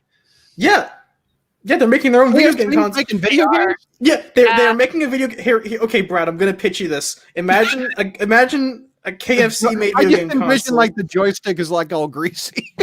Yeah, okay, so here's the mind melter. Is that you can play games at 4K 60 frames, and you can cook your chicken in it. There's like there's a little tray, like in the box, like the shape of a bucket. What? No, it's like a yeah, it kind of is like a cylinder, and there's like a tray. You pull it out, there's like a chicken rack, and you put your chicken in there, and it can heat it up while you're playing your video. And then when you're hungry, you can take it out your video games. Wow! Like this burrito, I could put this in it's like a heat lamp. There's a heat lamp inside of the. Dude, back in the days, those are called easy bake ovens. They're not called KFC gaming units. I wanted the PS5, but I got the KFC 2. Electric Boogaloo. The KFC console. Yeah, is what console, yeah. And it warms the chicken as well. No, don't look this up, Brad. I want you to know that this is a thing that exists. Hold on. I've got my thing up. KFC, what, gaming? KFC console, yeah. Gaming. No. You're not shitting me. Oh. What the hell? That's a bucket of chicken. What is that? What is this thing? Power your hunger? Oh no. What? Like, what games are for this, Neil? I don't know. Destiny 2, Beyond Light. I mean, is this for a piece? What in the hell, Neil? It can run VR. That's the best part of this. That's a legit hard drive company. What? And Cooler Master. Hold on. I'm sorry. You can run VR games and eat chicken while you're doing the VR, like exercising and stuff. Yeah, totally. What's the text? The KFC console has arrived, forged from the fires of the KFC ovens and built by Cooler Master from the ground up. There has never been a tastier way to experience the latest titles in stunning 4K. Wait, 240 FPS? What? Is that fast chicken or that's insane? Like, what in the world? You can eat chicken in 3D. Adam, is this? Am I getting rickrolled? Am I getting Colonel Sanders rolled? Like, are they going to come out with, instead of like Beat Saber, it's like drumstick saber? Yeah. You can play it and eat it. You thought I was taking the piss out of you, didn't you, Brad? JR, are you getting a KFC console? I mean, is it finger gaming good? No, I'm waiting for McDonald's to come out with theirs. What would that be called? The Happy Console. The Happy Meal console. Burger King made one. Oh my god. The Whopper console. Adam says Call of Duty Colonel Sanders. Never gonna fry you up, never gonna fry you down, never gonna turn around. But yeah, Brad, this is Spider News, not Marvel makes more Funkos. That's real. This is real news. How did Funko lead to KFC console? Because you put Neil in charge of the story. That's very true. Okay. Yeah. All right, let's get things under control with Mark. Spider-Man skin grafts. Take me through here. And now, evidently a word from our sponsors. We can get the Space is brought to you by Nanomedic. Superhero friends, are you covered in burns after facing Electro, Molten Man, or even Blaze? What's worse than that? Those pesky bandages. Oh, the pulling, the tearing, the applying, the reappiling, the checking, the dressing. There must be a better way. And now, folks, there is. Meet the Spin Care System by Nanomedic. It uses high-tech nanofibers to cover your skin. It's translucent, so no changing the dressing. It's breathable. It's showerable. But the one thing it's not is Spider-Man related, which is why we're covering it here. It shoots the web, bro. The only thing that makes this Spider newsworthy is The Guardian had a headline: Spider-Man style medical gun spins out skin substitute for burns. It made me click on it. Yes, it did. Google alert. And I assigned it. Sadly, it's not worn on the wrist. I was really, oh man, this is going to be great. It's going to be worn on the wrist. They're going to like web up people and stuff. It's just a big staple gun type thing. So ouch. I needed more information. I did contact the company and asked them if how long this webbing lasts and how strong it is and how sticky it is. But I got no response from them. So I am withdrawing all my support for Nanomedic. I know they're sponsors of the crawl space, but I cannot support them if they're if their company PR cannot respond to me in a timely manner. Spin care. Brad, they fund the Crawl Space Beach House. Got it this weekend. Yeah. Yeah, and that guy's on. That looks like BD there. He's on every video they have. He's the only guy I think who has actually ever used this device here. Hornacek says that thing looks like the damn Bedazzler. Okay, so JR, you've got old skin. I'm segueing. I was about to say that's got about as much to do with Spider-Man as that Spider-Man exercise segment you sent me on a few years back or whatever. JR, so that was memorable as hell. JR, if you were in a burn, if you had burns on most of your body, would you get spider webbed on your fixed? Would you get spider webbed to get it fixed? Oh, he's got webbed hands now! Yay, he's a duck! I want to know how JR got burned in the first place. Yeah, I was about to say that would be well, no, that's easy. My wife would have set me on fire. Oh my God! Good Lord! Yeah, I mean, it's kind of like if it's like it's like and I'm stealing this line from Stanley on The Office or whatever. But if you ever find that I'm murdered, I'll save the police some trouble. It was my wife. So Uh-oh. She has kicked me in the face before, but we won't tell that story. Good God, JR. Wait, hang on, JR. Was it a roundhouse kick? I don't remember. I was too stunned. But anyway, why don't we talk about Spider-Man fighting Santa Claus? Kelly can't hear audio. It's back now. I don't know what it was. Apparently, it decided that my internet decided I couldn't hear anything of Mark's segment. So. Sorry. You didn't really miss anything, Kelly. He asked me a good point. JR makes a homemade pumpkin bomb and it blows up in his hand. Oh, yeah. It's like in Spider-Man 3. Oh, poor little Goblin Jr. gonna cry. Oh my gosh, that's hysterical. I am trying to pull up the next topic, and this really weird website won't allow it. Is your ad blocker on? Please put probably. Let me undo Is it? I hope it. I hope it's not because you have safe search on. Uh-oh. I turned the ad blocker on, and it's just. Let me see if it's on YouTube. Talk amongst yourselves. Oh God. No, I had to go looking for it on YouTube because I couldn't pull it up either from your link. Oh right. Yeah, I mean, I pulled the story up, but I couldn't get the video to play because I wanted to look at the video I was talking about, and I couldn't get it to play, so I had to go and find it. So. Oh, there it is. There it is on YouTube. Got it. Okay, hold on. Which is funny because if you Google Santa versus Spider-Man, you get a lot. Several videos come up. I know, right? Load the page in incognito mode. No, I got it. Thanks, Hornacek. I could have just sprayed that damn spider goo on it or whatever and then put it in the KFC console. All right. JR, take me through this, please. Spider-Man versus Santa. Well, I don't know. I guess it's better than the Spider-Man and Elsa videos or whatever. At least you're not making me watch any of those. But wow. I wanted to loop it. Yeah, let's loop this thing. Okay, hold on. I don't know what in the world. I didn't know where this was. I thought this was India at first because the story was, I guess, in this video shared by Dr. Kapil Khan. Khan, who goes by the name anyway. But apparently, it's in Lagos, Nigeria. Okay. And I have no idea. It's not even a fight.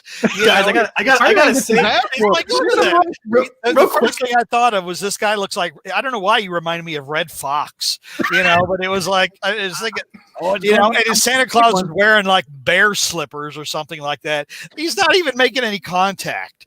I mean, it's like, we're gonna dive. Here comes the dive. Got him. Real quick, can I just say, you said this is in Lagos, right?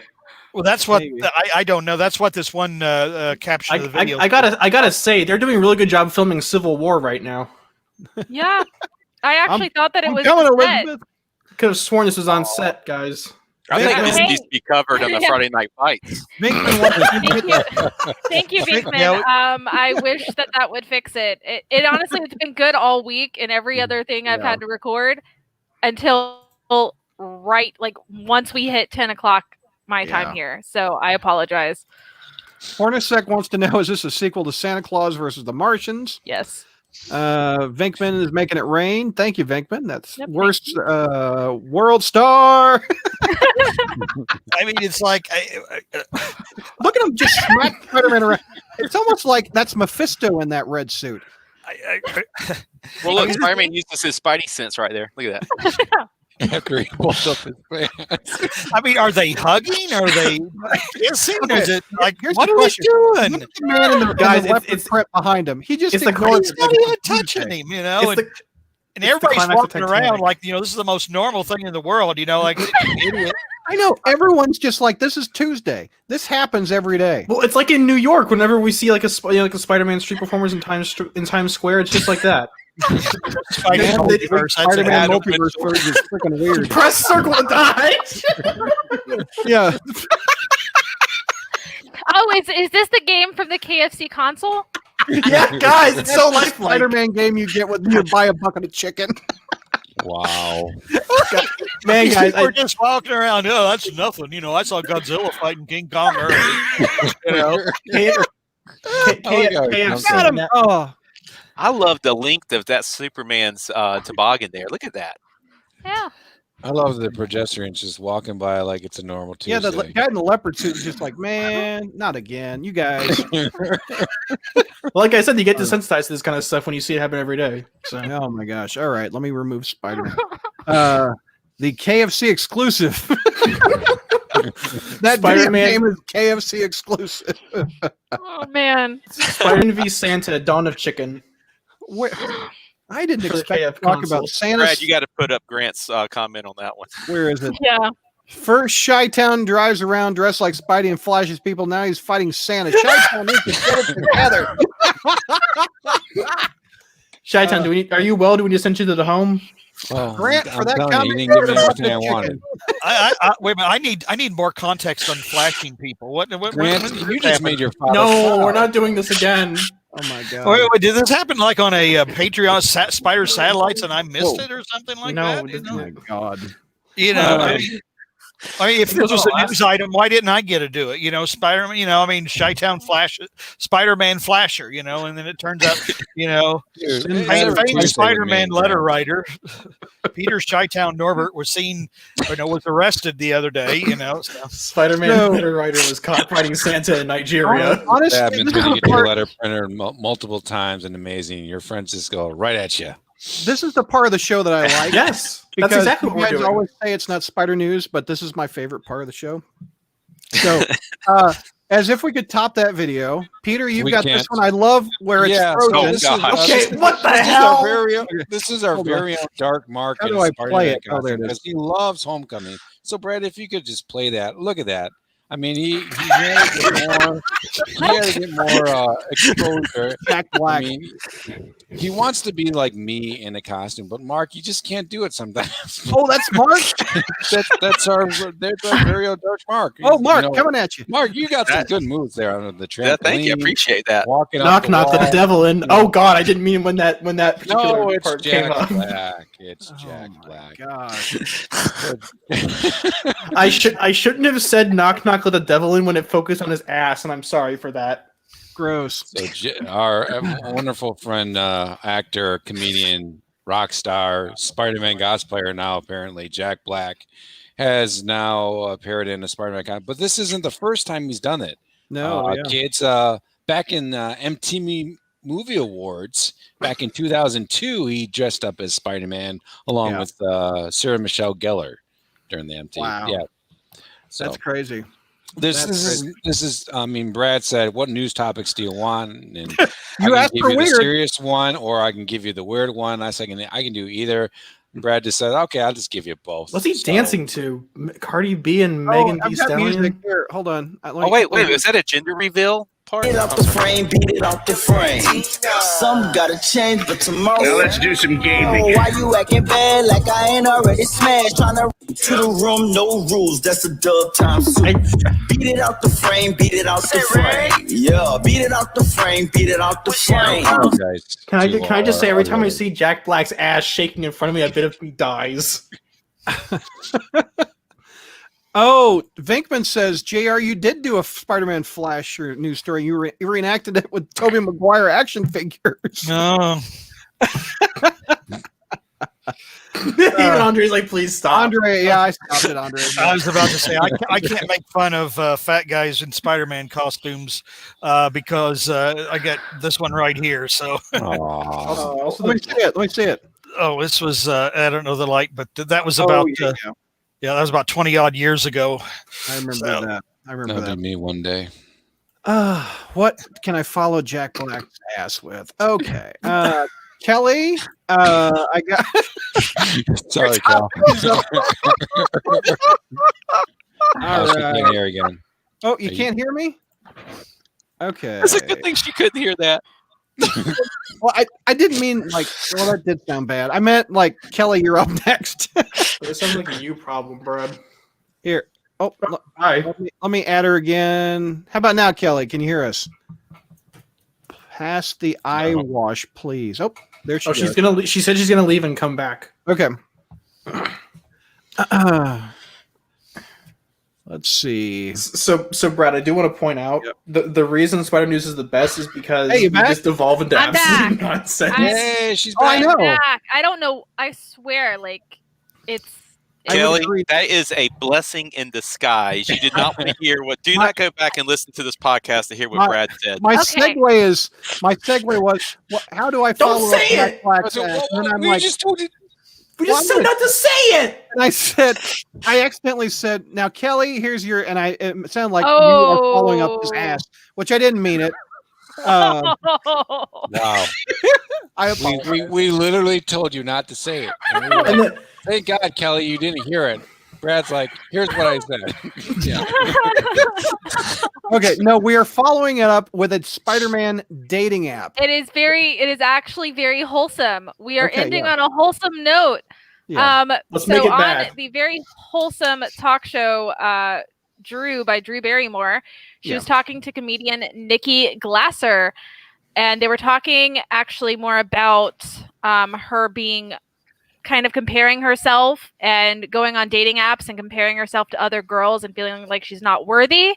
Mm-hmm. And she said that she found someone who used to play Spider-Man on the dating app. And it got me thinking, which Spider-Man's single? Because Toby Maguire isn't single. Andrew Garfield isn't single.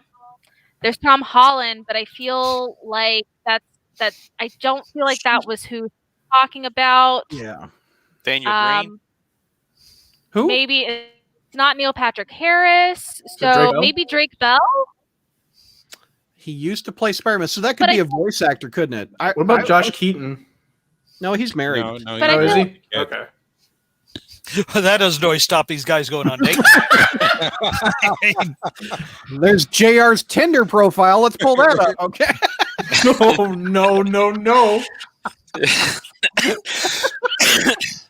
No. Likes warm walks in the pumpkin patch.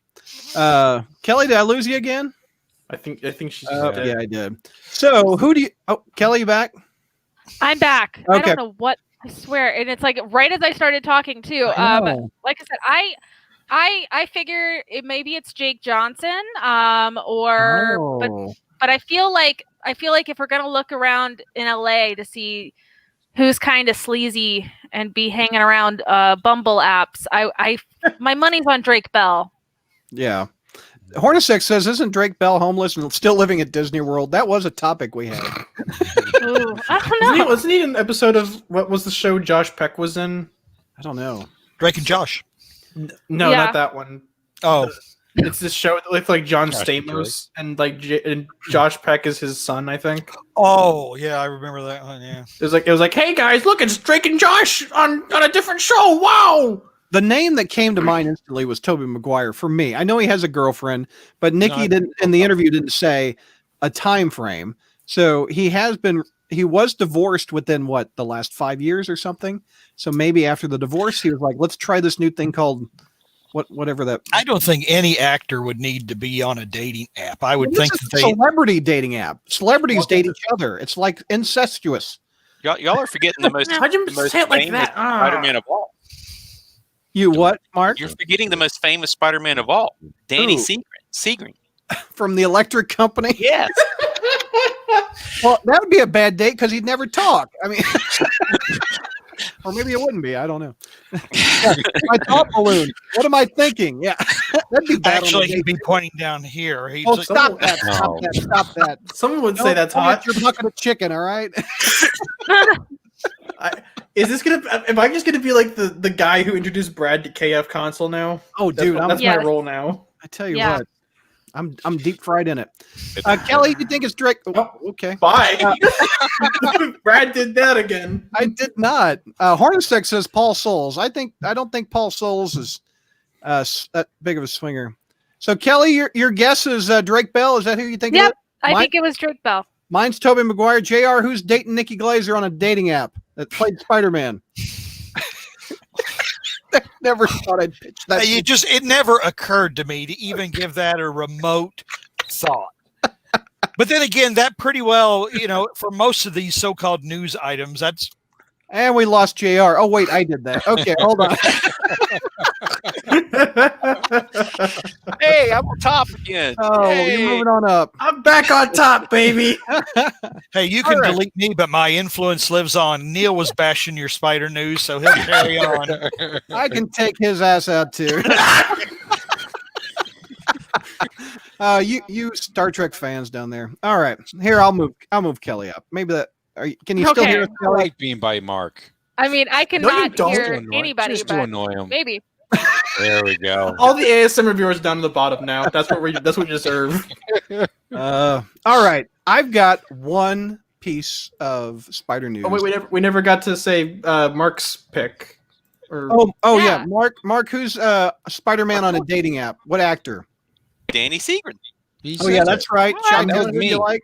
Toby Maguire. I thought it was Toby. Toby Maguire. Okay. My guess is Christopher Daniel Barnes. Oh yeah. Oh, I wonder if he's married. Well, again, that doesn't matter. Maybe that was where we saw the Toby Maguire picture earlier. Maybe he was on his way to the date. Maybe. Oh, great. Here come the JR fans. ES. JR is forever. JR stands are worse than JR is K-pop. eternal. Thank you. Get the ego going. He's going to go get him a bucket of chicken. He's so happy. Brad is teleporting people like Nightcrawler. Here. Bamf. League of Ordinary Geeks. Good morning from the UK. What's going on? Good morning. Vinkman, here is more money for the Kelly. Good Internet. Lord, Vinkman. Vinkman, I my man. swear, it's like Kelly, are thinking you what on it wants Wi-Fi to or a like act landline? normal with. Right Yeah, now. are you on Wi-Fi? Are you plugged directly into the router, or is it Wi-Fi, Kelly? Why?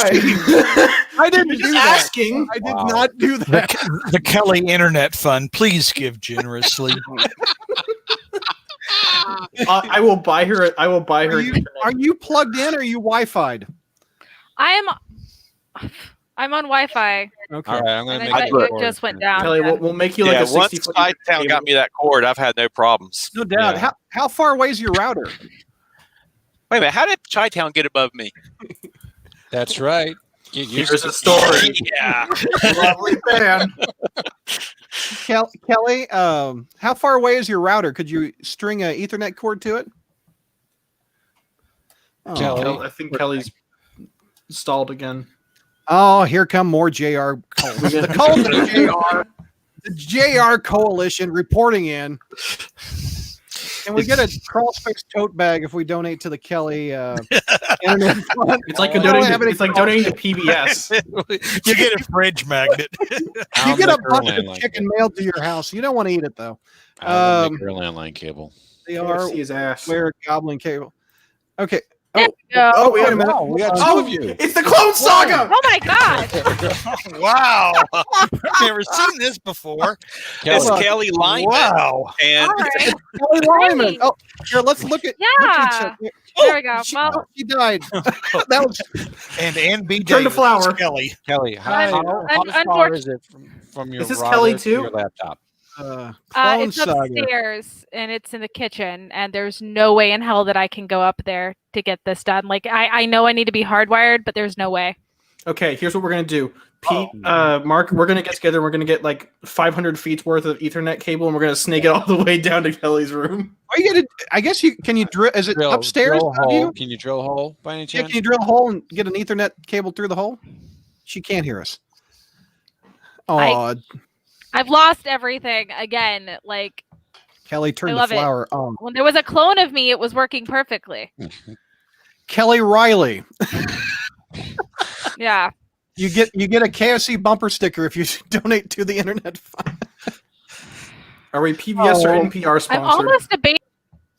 Oh, poor Kelly. Mark, this is all your fault. The Order of the JR. God. It's like in ASM where the Order of the JR. Why do you say it like that, Brad? Mary, I love you, but don't feed his ego. Like, I mean, come on. When you feed his ego, you remember in Gremlins when they all ate the chicken? What the fuck? What? Look, if you turn evil, the more you feed him after midnight. He's going to be really upset. You don't feed him after midnight. Did they eat chicken? Hornacek says the rest of the panel write what you're saying and show it on screen so Kelly knows what you're saying. Every time I do that, though, it's just like, oh, Noel's here. Oh, here she goes. Oh, you're on your phone. So there you go. Okay. So start drilling holes in the floor. Josh says, here's some more internet money, Kelly. God. Good Lord. No, it's been doing good for a while, and now all of a sudden it's deciding to act up, and I feel slightly targeted today.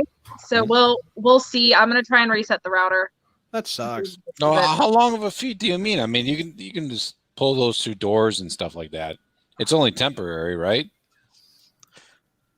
I don't think you fully understand. I live in a basement. So, I have to go like the. Is it your mom's basement? No. Oh, okay. It's just probably not legal in any other state, but Georgia has really has no renter laws. So. Oh. Real quick, I just wanted to say that I think Kelly's in 60 frames right now. She has this. Yeah, and I'm like, it's so you guys. You look good. It's good. No, it looks really good. That's a compliment. I would kill to have 60 frames. Well, get that bucket of chicken, you might. It's my $1,400 phone. I've got three frames. I've got one last topic. I didn't put this on the rundown, but it just came up. Ditko news. So, an auction company by the name of Heritage Auctions has in Dallas. There you go. In Texas. This one is Amazing Fantasy 15 graded at a 5.5. What's rare about this one is inside Steve Ditko allegedly signed it. It says, "Hi Charlie, glad you enjoy S." So I guess that means Spider-Man. Or Steve. Well, he signed it Steve Ditko. Maybe I know, but you can have a special signature. Oh, okay, I guess so. But also, sincerely, Stan Lee is at the very bottom of the picture too. So bidding has started at $39,000. So I tried to click on. Well, hey, we could spend the Kelly Internet Fund on that. Bankman, you want to go buy this thing? There it is. Oh, did it sell? Well, I tried to sign in. Oh, make offer for $93,000. Buy it now. Buy it now. Wow. So there's the page. That is so dubious. That is so dubious. I would agree. Do you think it's real is the question. Is that a Steve Ditko signature? I don't see Steve Ditko saying hi to anybody. I mean, come on. No, I know. I mean, considering all those weird ass letters he wrote people, people will say, "Oh, hi, I love your art" or whatever. And then he'd write him some tome from Ayn Rand or something like that, I mean, this is just hi Charlie is not Steve Ditko. I just don't see Steve Ditko saying that. Steve Ditko writes down A is A. I pulled up some Steve Ditko signatures, and they don't look like it. They don't. The D on the Ditko looks off. I mean, I'm a member of that Ditko letters group, and the D just doesn't look good. But I mean, I would imagine. I mean, to me, Steve Ditko probably has an indecipherable scrawl, doesn't he? I mean, like a doctor. Brad tried to sell the crawl space to buy it. The crawl space is not worth $93,000. I don't. Yeah. Here, let me pull up. I'm going to close this and try to find a Steve Ditko. Let me go to that Facebook group where there's letters. I was a little sad because I went onto that website a while back and they had for sale. I know we don't like Slott's Iron Man, but the covers are great. It was the cover for Tony Stark Iron Man number 8, and it was like $8,000. I'm like, I can't buy that. It made me sad. Oh, I mean, Ditko. I wouldn't even think Ditko would be the kind of guy that do autographs. I mean, I don't think he did. Well, in the 60s, he went to a convention. So maybe someone got him in the 60s, right when Spider-Man came out, and convinced him to do it. He's like Harrison Ford, like where he just wants to be left alone, and then when someone comes up to him, he's like, "Fine, I'll do it." Yeah. Well, wait a minute. It could be the Steve Ditko that Brad had a picture of at that party. Beer. Wow, yeah. That's right. Beer. checking out that girl, right? Oh my Some gosh. German beer. We're seriously doing Incredible Hulk right now. Okay. Here is. Let's take a look. Oh, let's see here.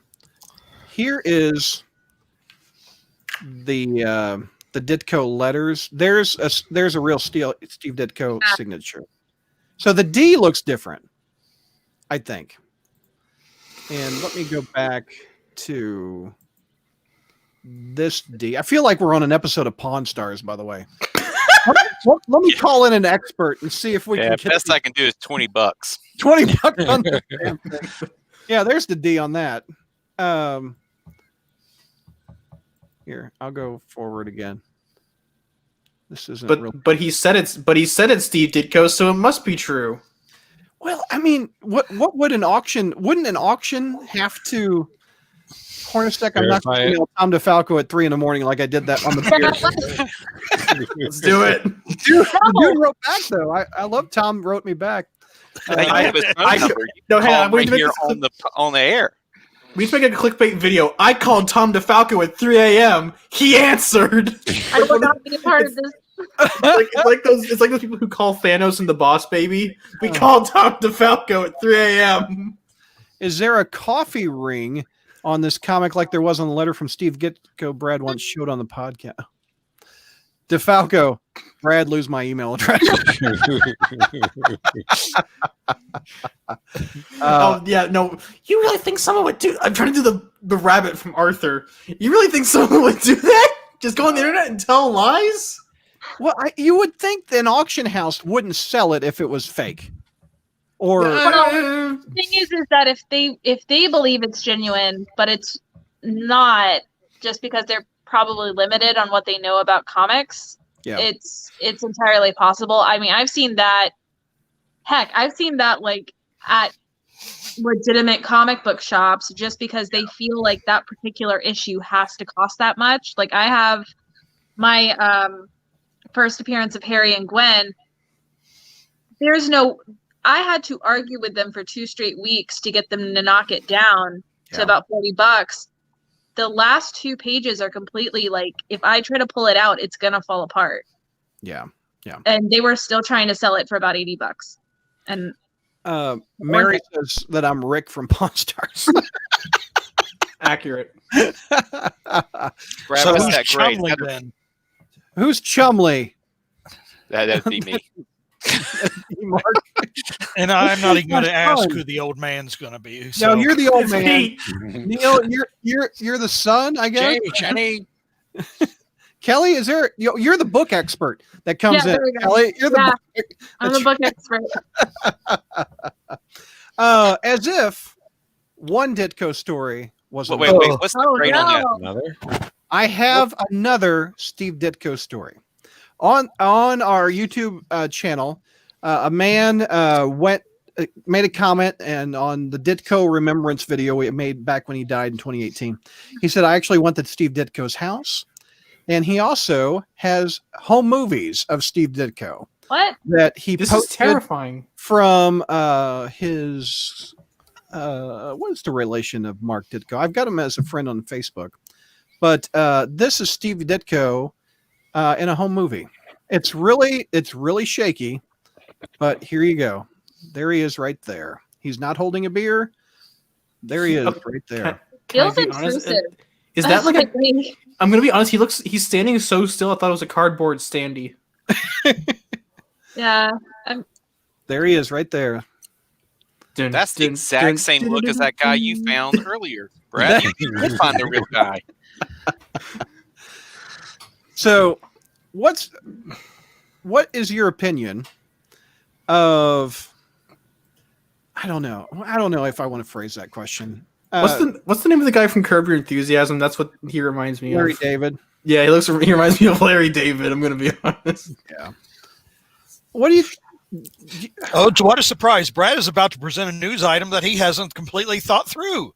Wow. I thought. Oh, there he goes. And you can see Steve Ditko's reaction to all that. I don't know. He is passed, and I don't know what he would think of the exposure. He would hate it. He would hate it. Get it out of my sight. I love the garbage. He's beyond caring right now. Yeah. Anyway, that is last of Steve Ditko news. That's all I got. I thought we could take about 10 minutes worth of questions. If you guys, hi Kelly, again, lost it. We'll take some questions if you want to ask us questions. If you want to come to the cult of JR and praise his glory. Curb your Ditko enthusiasm. Nice, Adam. I like that. I'm gonna take that video that we had. Brad, can you send me a link to that? I'm gonna see if I can get a friend to edit the Curb Your Enthusiasm music over it. Oh, right back. All right, Neil, hold on. Oh no, we're doing this. Okay, I gotta send it to a friend. Because I don't edit videos. I have a friend who does though. It'd be real easy to do it. All right, there you go. Do you guys know that apparently the phone will time out? Jonathan. The time? Oh, what do you mean the phone will time out? It'll black like Enterprise. Like I don't know how else to explain that. It was like the phone just decided. Like I could hear you guys, but my camera just decided to completely freeze. Kelly is just fighting with you tonight. My goodness. Josh has thank you for the super chat, Josh. Most overrated Spider-Man story? I say Spider Island and Spider-Verse. I don't think people. I think the only one people like out of those two are Spider Island. Even then, that comes with a lot of 40 asterisks. JR, you're going to say Kraven's Last Hunt, aren't you? All because of Vermin. No, not because of Vermin. I mean, we did two pod spider histories on it. You know. Most overrated. Plus the fact that it started out, it wasn't even a Spider-Man story when it started out. It was a Batman story. Batman story, yeah. The I think Spider-Verse is overrated. I don't think it's a very well told story. But people don't like it though. I think it's cool. No, I think a lot of people cite that as a great story. They like it because they made a movie out of it, not because of the book's quality. True. I think they cite the movie they like. Yeah, the movie's great. The original, because the thing is, I think there's some side stories in Spider-Verse that were good, like the special one-shots and the world building and certain, Edge of Spider-Verse and stuff like that. It's great with Penny Parker, but the actual story is really atrocious and doesn't make any sense. Yeah, they like it. They like it because Spider-Gwen came out of it. Yeah, but emotionally, it doesn't resonate because all it was just complete carnage, and then. Yeah. Really shoddy storytelling that they had to ask people to come in and fix. Yeah, I agree. Like Christos Gage. Mark, you got one that's overrated? I'm trying to think of one. Spider-Verse is a fantastic one, but I don't want to say that because y'all have already talked about that one. People like Big Time? I hear that. I liked Big Time. I didn't. But then my opinion is usually discarded as trash. So no, it's not. I'm gonna say New Ways to Die. New Ways to Die. It was ASM 593, I think. Is that when Norman brought in like the Thunderbolts? Yeah, and the anti-venom symbiote. Oh yeah. That was it for me. It's because of the art. That was when John Romita Jr. was on the decline for me. He went full trash in Avengers, but that was the start of his slow. Think of it like a pie chart. You got like at the top, and then you're like slowly descending, and then it becomes more less gradual as time goes on. New Ways to so you got JMS here for John Romita Jr. Then you've got after Hulk, you're on ASM. You're back on ASM for New Ways to Die, and then you just plummet for Avengers. Yeah, we're using visual aids on this show, guys. So if you're watching this on Spotify or iTunes, you're out of luck. Peter, you got a overrated one? For Spider-Man stories? Sure. I was out.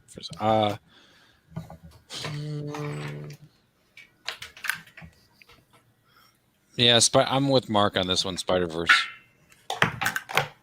JR, if it's not Craven, what is it? Child Within. Okay. Everyone thinks you're going to love that one. Yeah, you don't, huh? I've always disliked that story. Interesting. Well, you don't like JMD Mateus. I can't even think of what that story is off the top of my head. Intellectual stuff. That one was with Norman. I mean, with Harry, right? He's going crazy. Yeah, but I was about to say I should save my Venom for Spider history. Knock knock at the door. Yeah. Kelly, do you have one? You said Spider-Verse like I did, right? Yeah, but I mean, we all know why I don't like Spider-Verse and why I will adamantly fight it to the bitter end on how horrible it is. Well, they killed MC2 Peter Parker, and they killed Amazing Friends for me. They took out two of the things that Kelly and I They only killed the comic book version of Amazing Friends. That's true. Mark saved the story for me a little bit by telling me. Didn't May's dad come back, Kelly? Huh? May's dad, Peter, came back, right? Yes. We see his hand in that very Buffy season 5-esque thing at the end of Spider-Geddon, and it's kind of alluded to that Annie is already abusing her powers as the web weaver to make this happen and make him basically just says, he's going to be the other. And we know nothing. We don't know, did his leg grow back? How is he climbing out of the dang casket? There's so much stuff, and it almost makes it 10 times worse. And then it doesn't help that a lot of fans really, really want to see, they keep kind of hounding. We noticed this in the interview with Tom and Ron. They keep kind of hounding, they want to know and they want to check in, which shows, they care. They care about the world. They care about the characters. But to me, while it brings you back to status quo, it also really still horrifically damages the world as we know it. Yes, I agree. Vinkman, thank you for the super chat. Again, what's the longest continuous run of Spider-Man comics you all own? Spencer's run. I have. Hold on. What's wrong? Yeah, I got to say Spencer as well. Oh, gee. I have issue 22 from 63 to current. Or no, I've got 21 to current. So yeah, I was going to just go to the comic book shelf. You're mobile now. Look at you. Here, I'll screen you. There you go. She's mobile. Looks like a flock of seagulls video. And I ran so far away. But, that's your bookshelf of comics? That's cool. Yeah. So hold on. Let me see if I can. I don't think I can switch when it's on here, but. Okay. Oh, that's neat. I wish I had those magazines. Wow, it looks like the Harry Potter books. Yeah. Okay. Here we go. So there's all of this, and then there's some over here where I've yet to completely finish unpacking from Christmas. That's cool. So yeah. So that's I've got an entire bookshelf, and it's very, very full, and I need to go through it and reorganize everything, but as Vinkman knows, I have all of MC2, including every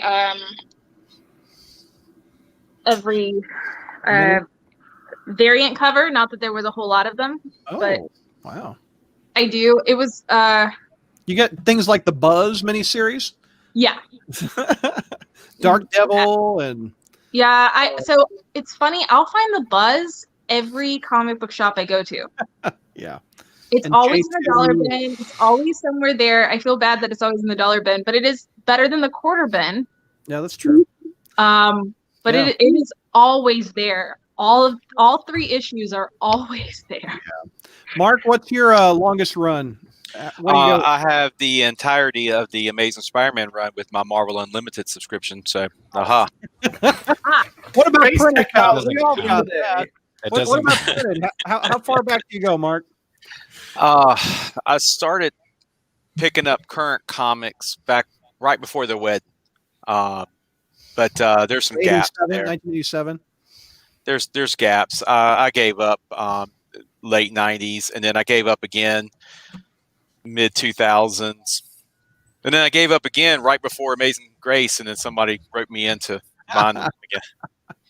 And then you got hired by the crossface, and you had to read them. So Neil, yours is, you said Spencer to current? My longest is Spencer. So I've got, I don't count relaunches as an entire run. I technically own all of Slot's run, from Big Time onwards, but I don't count them as one continuous run in terms of collecting, because they're all relaunches. But Spencer's is the longest continuous non-relaunched that's good collection for I have. Spencer, that he hasn't. I think in 2 months, assuming they don't relaunch Amazing Spider-Man, he will have the second longest volume of issues. He'll hit triple digits, which is crazy. Because Slot technically has more issues, but he has an 18 issue volume 3, and well, that's true. Haha. But they went back to legacy numbering, I believe 45 issues into volume 2. Yeah. So I'm going to predict JR's answer. I remember he stopped collecting around McFarlane, so that takes you to 90s. I'm thinking when Bagley started, you've got a continuous run of print from Bagley's first run. Am I right?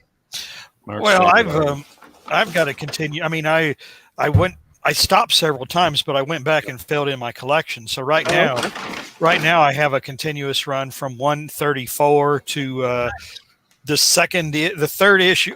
After Spencer's second issue, I gave up. And I've kind of come back to pick up some of the Kindred stuff, but I about had enough. So it's 134 to 803, I think. Okay. So. Peter, what's your long run? I actually got the entire Peter Parker Ultimate Spider-Man by Bendis and Bagley. Ooh, I got all that run. That's cool. Well, you've got that first issue is worth some money. Mm-hmm. Yeah, that first issue, even though they printed a lot of them. So thank you, Vinkman, for that question. There was one. I have a random question for Neil. Yeah. What's with the Jiffy cornbread? I don't know. So I've been unpacking because I got back to Austin yesterday, and it does have Jiffy cornbread. It's blueberry muffin mix. Yeah, there we go. Okay, so I got back to Austin yesterday, and I was unpacking, and I found this Whole Foods bag in my luggage, and so my mom, apparently when I wasn't looking, put in the car like a bag of rice, cinnamon Nabisco graham crackers, 2 things of Jiffy blueberry muffins, and this Soda Stream bottle that no one has been using for 10 years. So it's mine now. You said that like I just found this bag full of food, so I took it.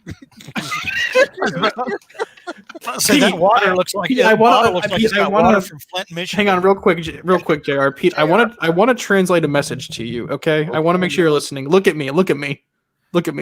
Okay, I am 22 years old. I am in college. And in this economy, you don't take anything for granted. So when you find when you find 2 things of Jiffy muffins, you don't question anything. You just take them, bake them, and go. Well, Mom, hey, Rebuttal, Mom, JR. Thank you, Mom. Mom, if you're here, I love you. If you're listening to this, I love you, and I hope to see you in May. when I graduate, I guess. I don't know. Whatever. Bye, Mom. We hit up some comments. Mary asked a while back. She asked if we talked about the Miles Morales clone saga. We did not, but I've got it up here. We can talk about it now, Mary. What do you think of Miles Morales having his own clone saga? Hey, look, Flower. It's got to be better than the Peter Parker clone saga. Which one? Any of them. So, what do you guys think of that? And I've got some Flower here. That's all I need to know about the clone saga. So, who are these people in the image? So let's see. We've got not Spider Side, not Tarantula, not Miguel O'Hara. Yeah. Okay.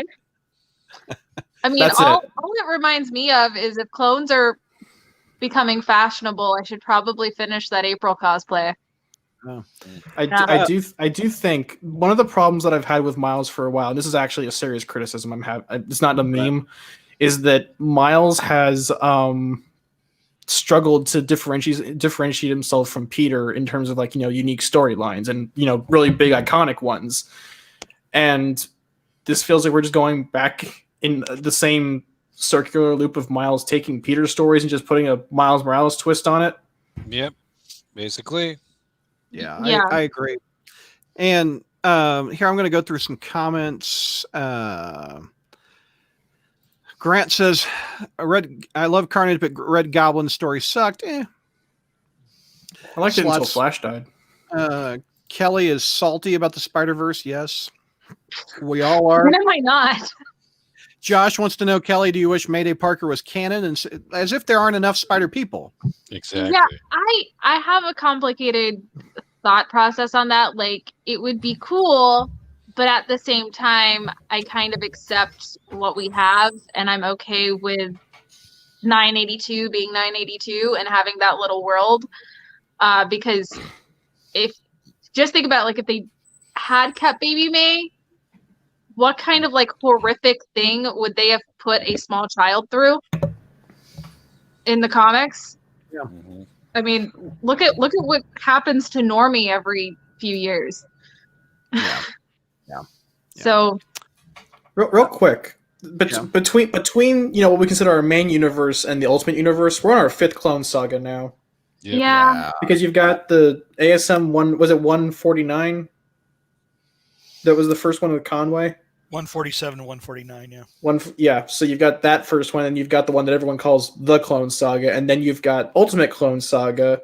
Then you have Clone Conspiracy, which I guess is Clone Saga 4. Now we're on Clone Saga 5. Whoopity hoopity. It's like every time they bring back the Phoenix, I become less and less interested by it. Exactly. With the new Avengers storyline, I'm very much so what. Andre, evidently this episode is brought to you by Jiffy Blueberry Muffins. I'm like Vanna White from Wheel of Fortune. Look at it. I'm the captain now. I think we lost our Nanomedic sponsorship. So. Yeah. Cornbread. Ain't nothing wrong with that, is what Hornacek says. When Neil was telling JR to look at him, I thought he was going to say, I'm the captain now.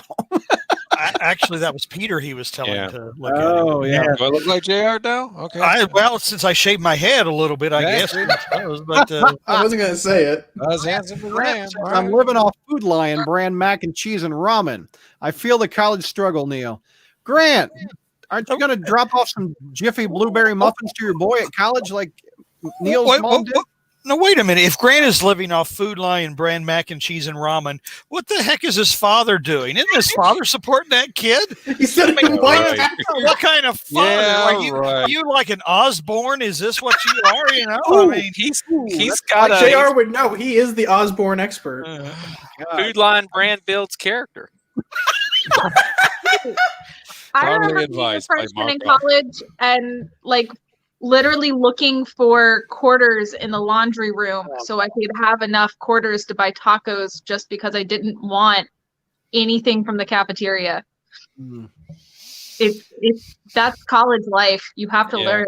Hang on, Mark. Is there a White Castle near you that you can send food to Grant from? That'll build a character. No White Castle in North Carolina. Adam says, didn't they already do a Clone Saga with Miles? I think they did. Yeah, in the last arc of his book, of his current solo, he fought a literal bootleg of himself named Bootleg. So, Josh says that's exactly why I've never cared about Miles. He doesn't even have his own superhero name. Sometimes Kelly he has does. a clone. She appeared on here. Yes. True. I have a Kelly question. Lyman. Yeah, that was fun. Is Chi-Town doing laundry? I am. Yes. This is what a father does. We do laundry for our kids. Oh, Right?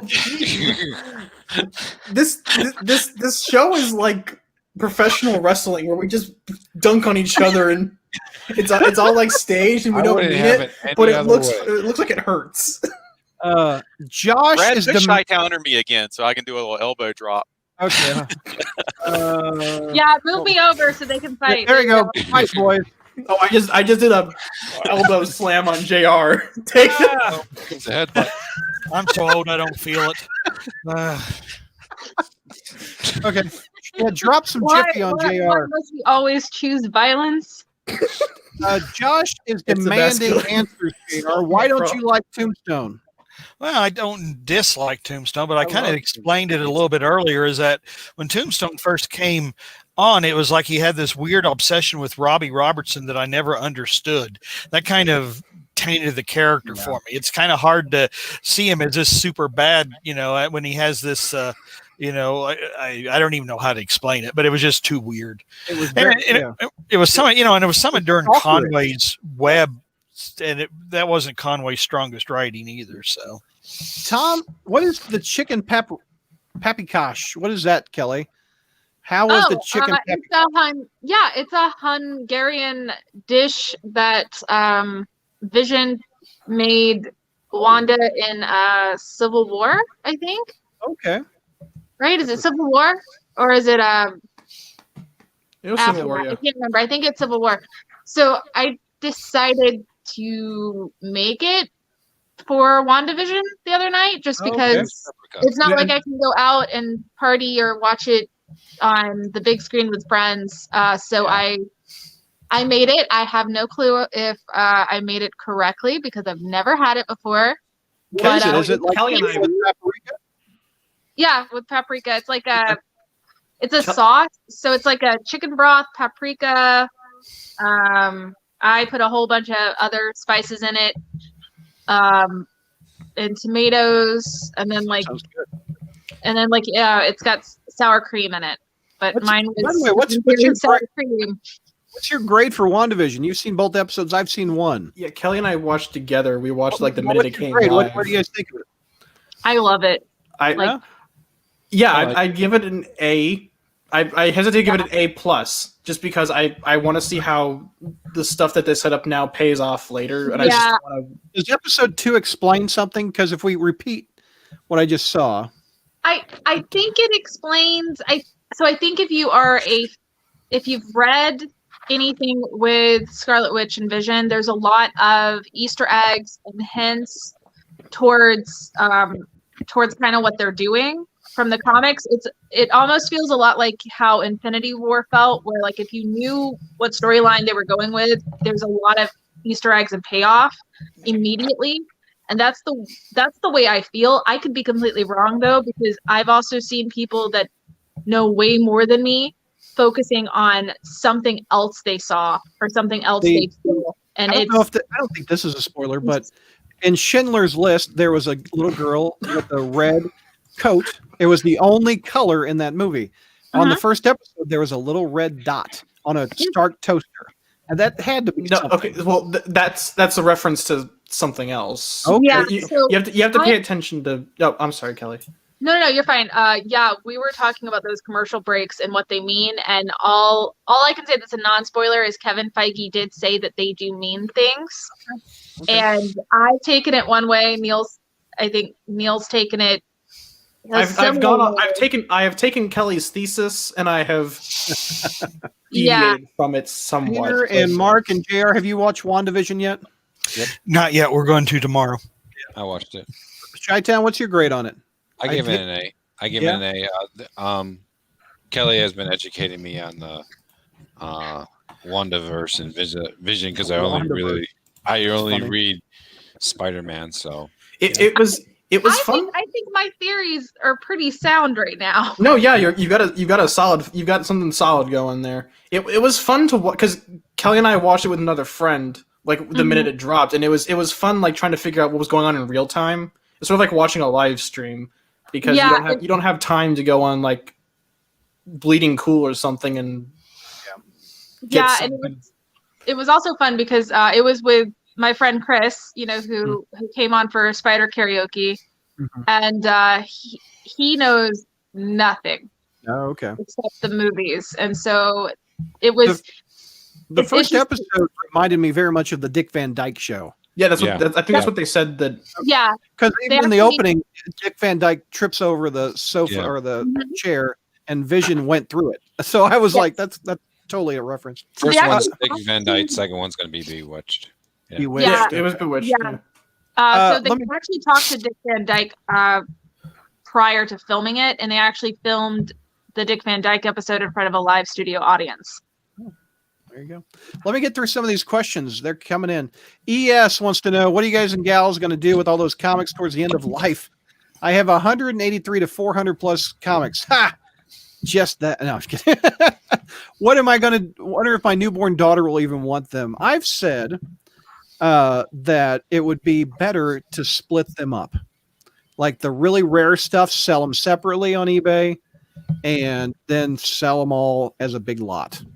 And hopefully make a little bit of money. Yeah, I've kind of had a thing where like I keep the runs that are really good and I enjoy, and then like I take the ones that I don't like and I sell them on eBay. Like or if I have runs that are like incomplete, I just sell those. Yeah. So, well, JR, what are you going to do with all those long boxes? Well, as the one who's the closest to the end of life as compared to the rest of you, strangely enough, I think they'll probably wind up going to Spencer. I mean, we kind of mentioned what he was interested in. Should I, pass beyond this mortal coil? He's not interested in the Star Trek stuff because actually. Give that to your other son. I'm your son now.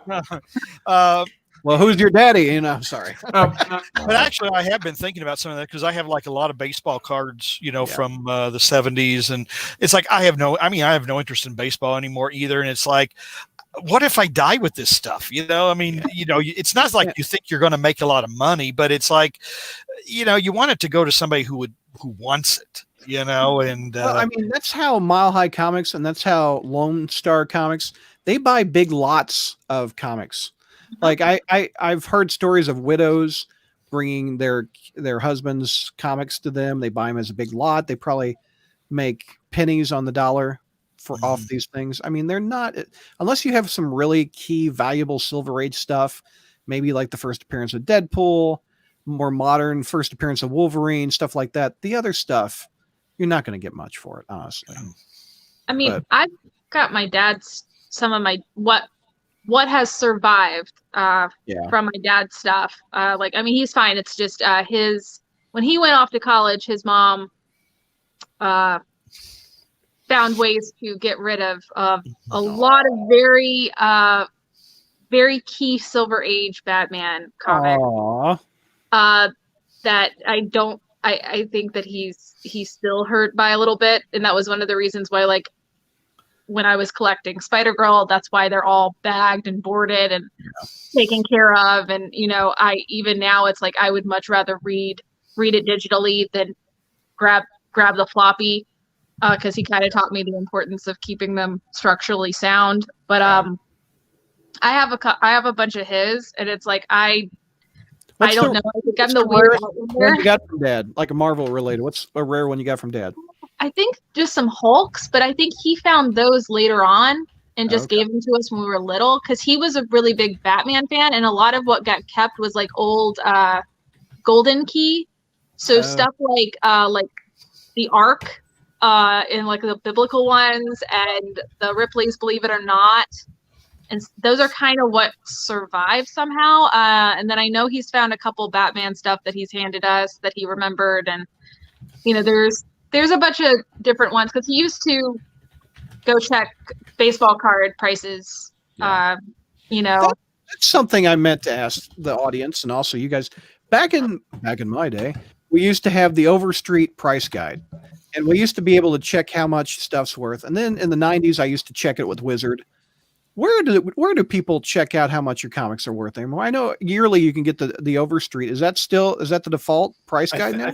Yeah. I think people either go to eBay or the CGC to get a fair estimation of either value or grade. CGC, the unplasticked. The ones that you get like the ones you get in like the slabbed ones. The ones you get graded. That I have no interest in CGC at all. I don't want to whatever carbonite my book like Han Solo. It's also overly expensive for things that don't matter. And I just saw Peter's private message. He work call, didn't want to interrupt, got to swing out.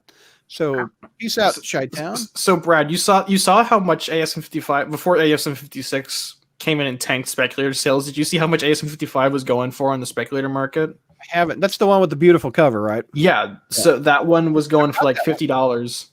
First print. Wow, that's crazy. Yeah. Let's get. I have more comments. Mary says, "I think Bendis's Ultimate Clone Saga is the best." That's because that's just the one's the least complicated. Yeah, that's true. Andre, I want a crawl space tee. I live in the US now. I demand it. I don't have merch store. I need to make them. I've said this for months, and it's a local T-shirt shop made them, and I sent them to the crew. What year did I send those out, JR? 2018? Yep. Something like it, yeah. Yeah. So I need to make another run. I'd like to get a different color than black too. Make it like the Gleason one, black on red, like a gray. I think a gray would be nice. But Andre, yes, I will. I plan to do that. My first goal, if I'm talking behind the scenes, I'm wanting to get a new theme for the website. I've picked one out, and I just need to pay for it. I need to have some time to tweak things. But if you notice on the front, my little gallery of everything new is gone. So I want to do that before I start doing the t-shirt stuff. But I will ask people if they want a t-shirt, and I will make it available. In hindsight, I wish in 1998, if I could talk to my 1998 self, I wish I would have called the site Crawl Space and not Spider-Man Crawl Space. Because t-shirt shops locally that I went to, they said, we can't put Spider-Man on your t-shirt. Mm-hmm. So in hindsight, I wish I would have just called the place Crawl Space. But yeah, anyway. In some cases you can't even. I mean, like you can't go to the bakery and ask for like a Spider-Man cake unless it's a licensed, that you can choose from. And so. I could get. I tried to do what was a t-shirt shop several years ago, where you could make merch, and they just turned me down because it has the word Spider-Man on it. Mm-hmm. But anyway, Grant says last semester college. The dollar menu at Taco Bell is a lifesaver. What's on the dollar menu? The Frito burrito. Not the Frito burrito. They took off the Frito burrito, and that makes me mad. I am so mad about that. I remember when regular tacos were on the dollar menu, and now I think they're like not. Oh, now they're $2. Are you kidding? That thing is not worth $2. And am I the only one that gets cracked shells at Taco Bell when I order the taco? Yes. Really? No. I get some busted up ones. It really depends on your Taco Bell. Mine, it must be ghetto because mine are always beat up, and I always get the Dorito ones, and they're beat the hell. Well, here's the thing though: is that the Taco Bells in the rougher sides of town are generally the ones that are actually better about food quality. Because I live on the south side of Austin, right? Yeah, and it's unfortunately, it's become a gentrified part of the town, especially the closer you get to downtown from where I live. But there's a section of it that's somewhat beat up, and there's a Taco Bell next to it, and they actually do a really good job of packing the food. So, Grant says, I'm pretty sure Food Lion brand is Dark Mark's favorite. Do you like food? Is that in Walmart? They call it Great Value. Is Food Lion a similar cheaper store in the South? Okay. Food Lion's a grocery store in the South, and their mac and cheese is top notch right there. It puts Kraft really? in. Yeah. Food Lion and Winn-Dixie are also.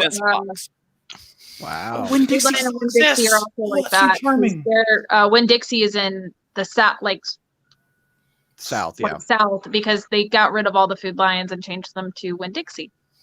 But they're the same. Here's the question. mac and cheese shells or the regular kind? I like shells. Depends on how I'm feeling.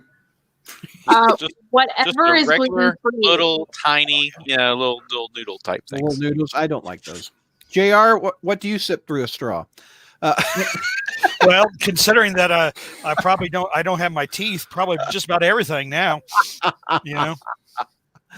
Adam likes that Tombstone Robbie arc. That was a good Connery run on spec. Yeah, no accounting for taste. Each his own. Knock, knock, let the devil in. I've I love given this become like a running meme on this show. Transformers, Star Trek, and that song. Just that song specifically, not the movie. Now, evidently, I've given away a lot of comics to friends I know will enjoy them, since I know my family won't. That's good, Joel. I know someone that bought 6 copies of McFarlane's Spider-Man 1 because they thought they'd be able to sell them years later and retire. I bought 10 copies and sold them really cheap on eBay about 10 years ago. I found one at a hanging Goodwill. on the line, waiting for that market to really hit. You found Spider-Man 1 at a Goodwill? Yeah, I found that. Well, okay, so I was doing student volunteer work at a Goodwill student center, basically helping them with GED stuff and filing it. And someone that came from sorting was like, "Hey, we can't price this. Do you want it?" And it was McFarlane Spider-Man #1, and I was like, "Yeah, sure." So, what'd you price it? Oh, they gave it to you. They gave it to you. Well, doom. Let's see.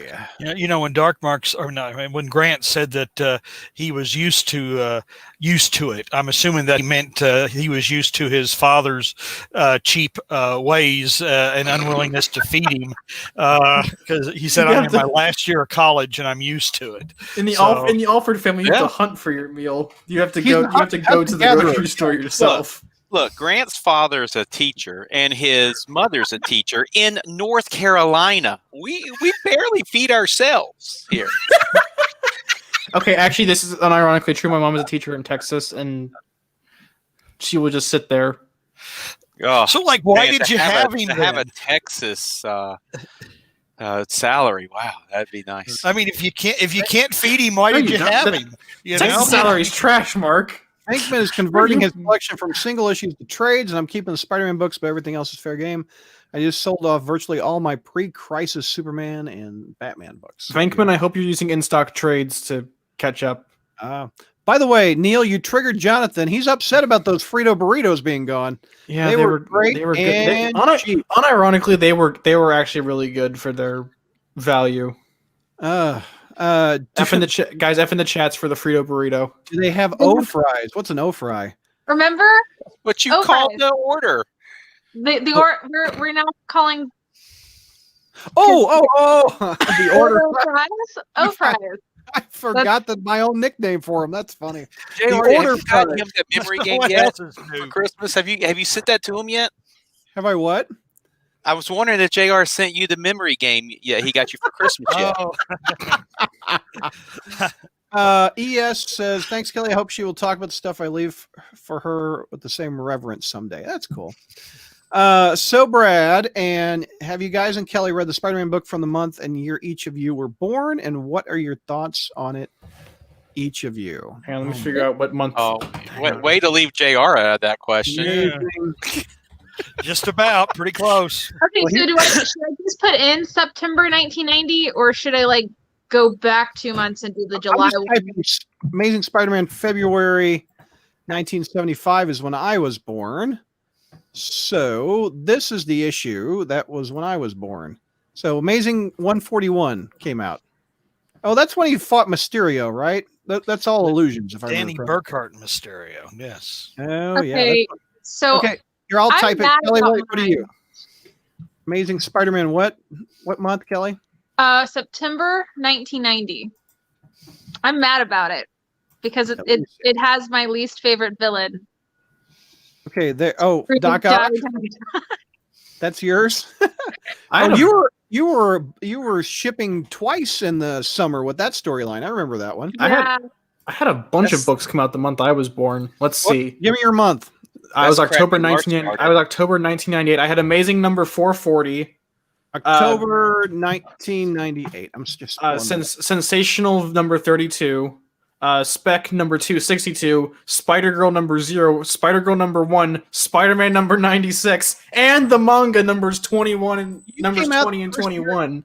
Came out when Spider-Girl premiered. Kelly will like that. Mark, when were you born? I feel old. November 1970. I'm sorry, Kelly, but you have to live with it. Okay. Oh, it's always eBay auctions. It's hysterical.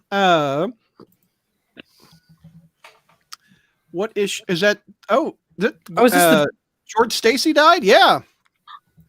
Hey, George milestone. Stacy died so you could be born, Mark. That's right. Had to make room. JR, what'd you say? Someone had to die so they can make room for him. Oh my God. JR, what month and year?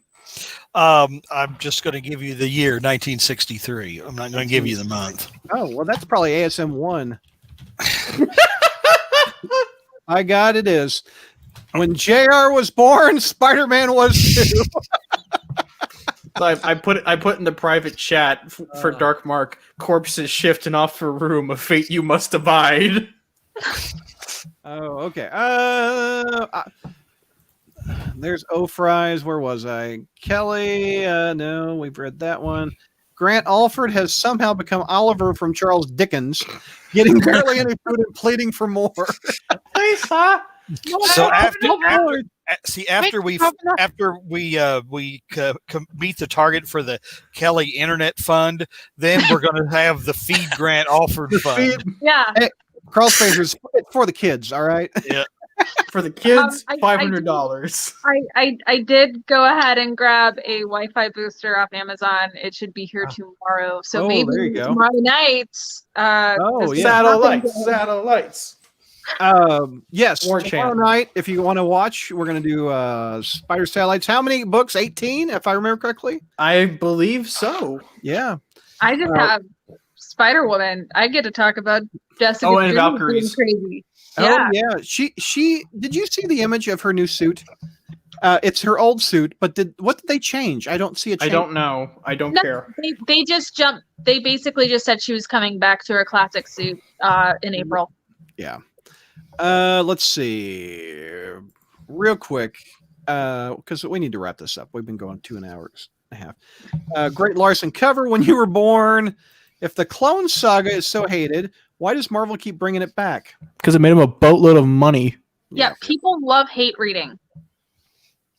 Yeah. That's one of the reasons America #1 is so circulated, is because people love to hate on it. Josh says JR and Amazing Spider-Man were born at the same time. It was meant to be. All right. Let's go around the horn for final thoughts. JR, it was meant to be, huh? I suppose so, although technically Spidey came out in 62, which was a little bit before my time, but he was still bi-monthly when I was born, so. What, you mean Amazing Spider-Man was bi-monthly? Mm-hmm. Oh, I know that. Yep. They really didn't trust him selling monthly, did they? When did these go monthly? Late 63, the second half, about probably October of 63 or something. What issue is that? Like issue 5 or something? Something like that, yeah. Something like that. Showed up? Yeah. Kelly, final thoughts. There's a lot of random spider news for you tonight. And I will fix my internet, I swear. To recap, buckets of chicken, dating apps, Spider-Man fought Santa, Neil protested news items. I will become new JR. New JR. And remember, we have 2 Patreon funds going right now. Get Kelly better internet and feed Grant Alfred. Feed Mark's boy. Final thoughts, Neil. What happened to your muffins, by the way? Where'd your muffins go? They're over here. Things I never thought I'd ask you.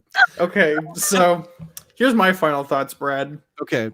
The show is infinitely more entertaining when you just find us random when we like you give us the stuff that we talk about, yeah, but then we go find something more interesting out of that.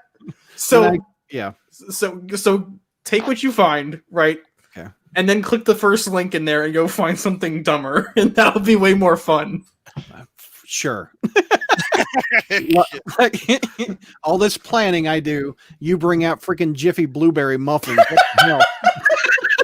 Well, it's more entertaining. Oh, there you go. Hey. All right, Mark. You gonna go feed your boy or what? No, I don't have to. You guys are gonna take care of that for me. It's like he gets a Fortnite supply drop. It's just got a chug jug in there. Bringing it back to Lost, he's just gonna have a giant package of what's that grocery store? Food Lion. Food Lion. Food Lion who's gonna drop it from the sky. Thanks, Patreon. An orbital drop. There you go. Neil did a commercial for Jiffy Pop. What, Adam? It's just Jiffy, the brand of muffin.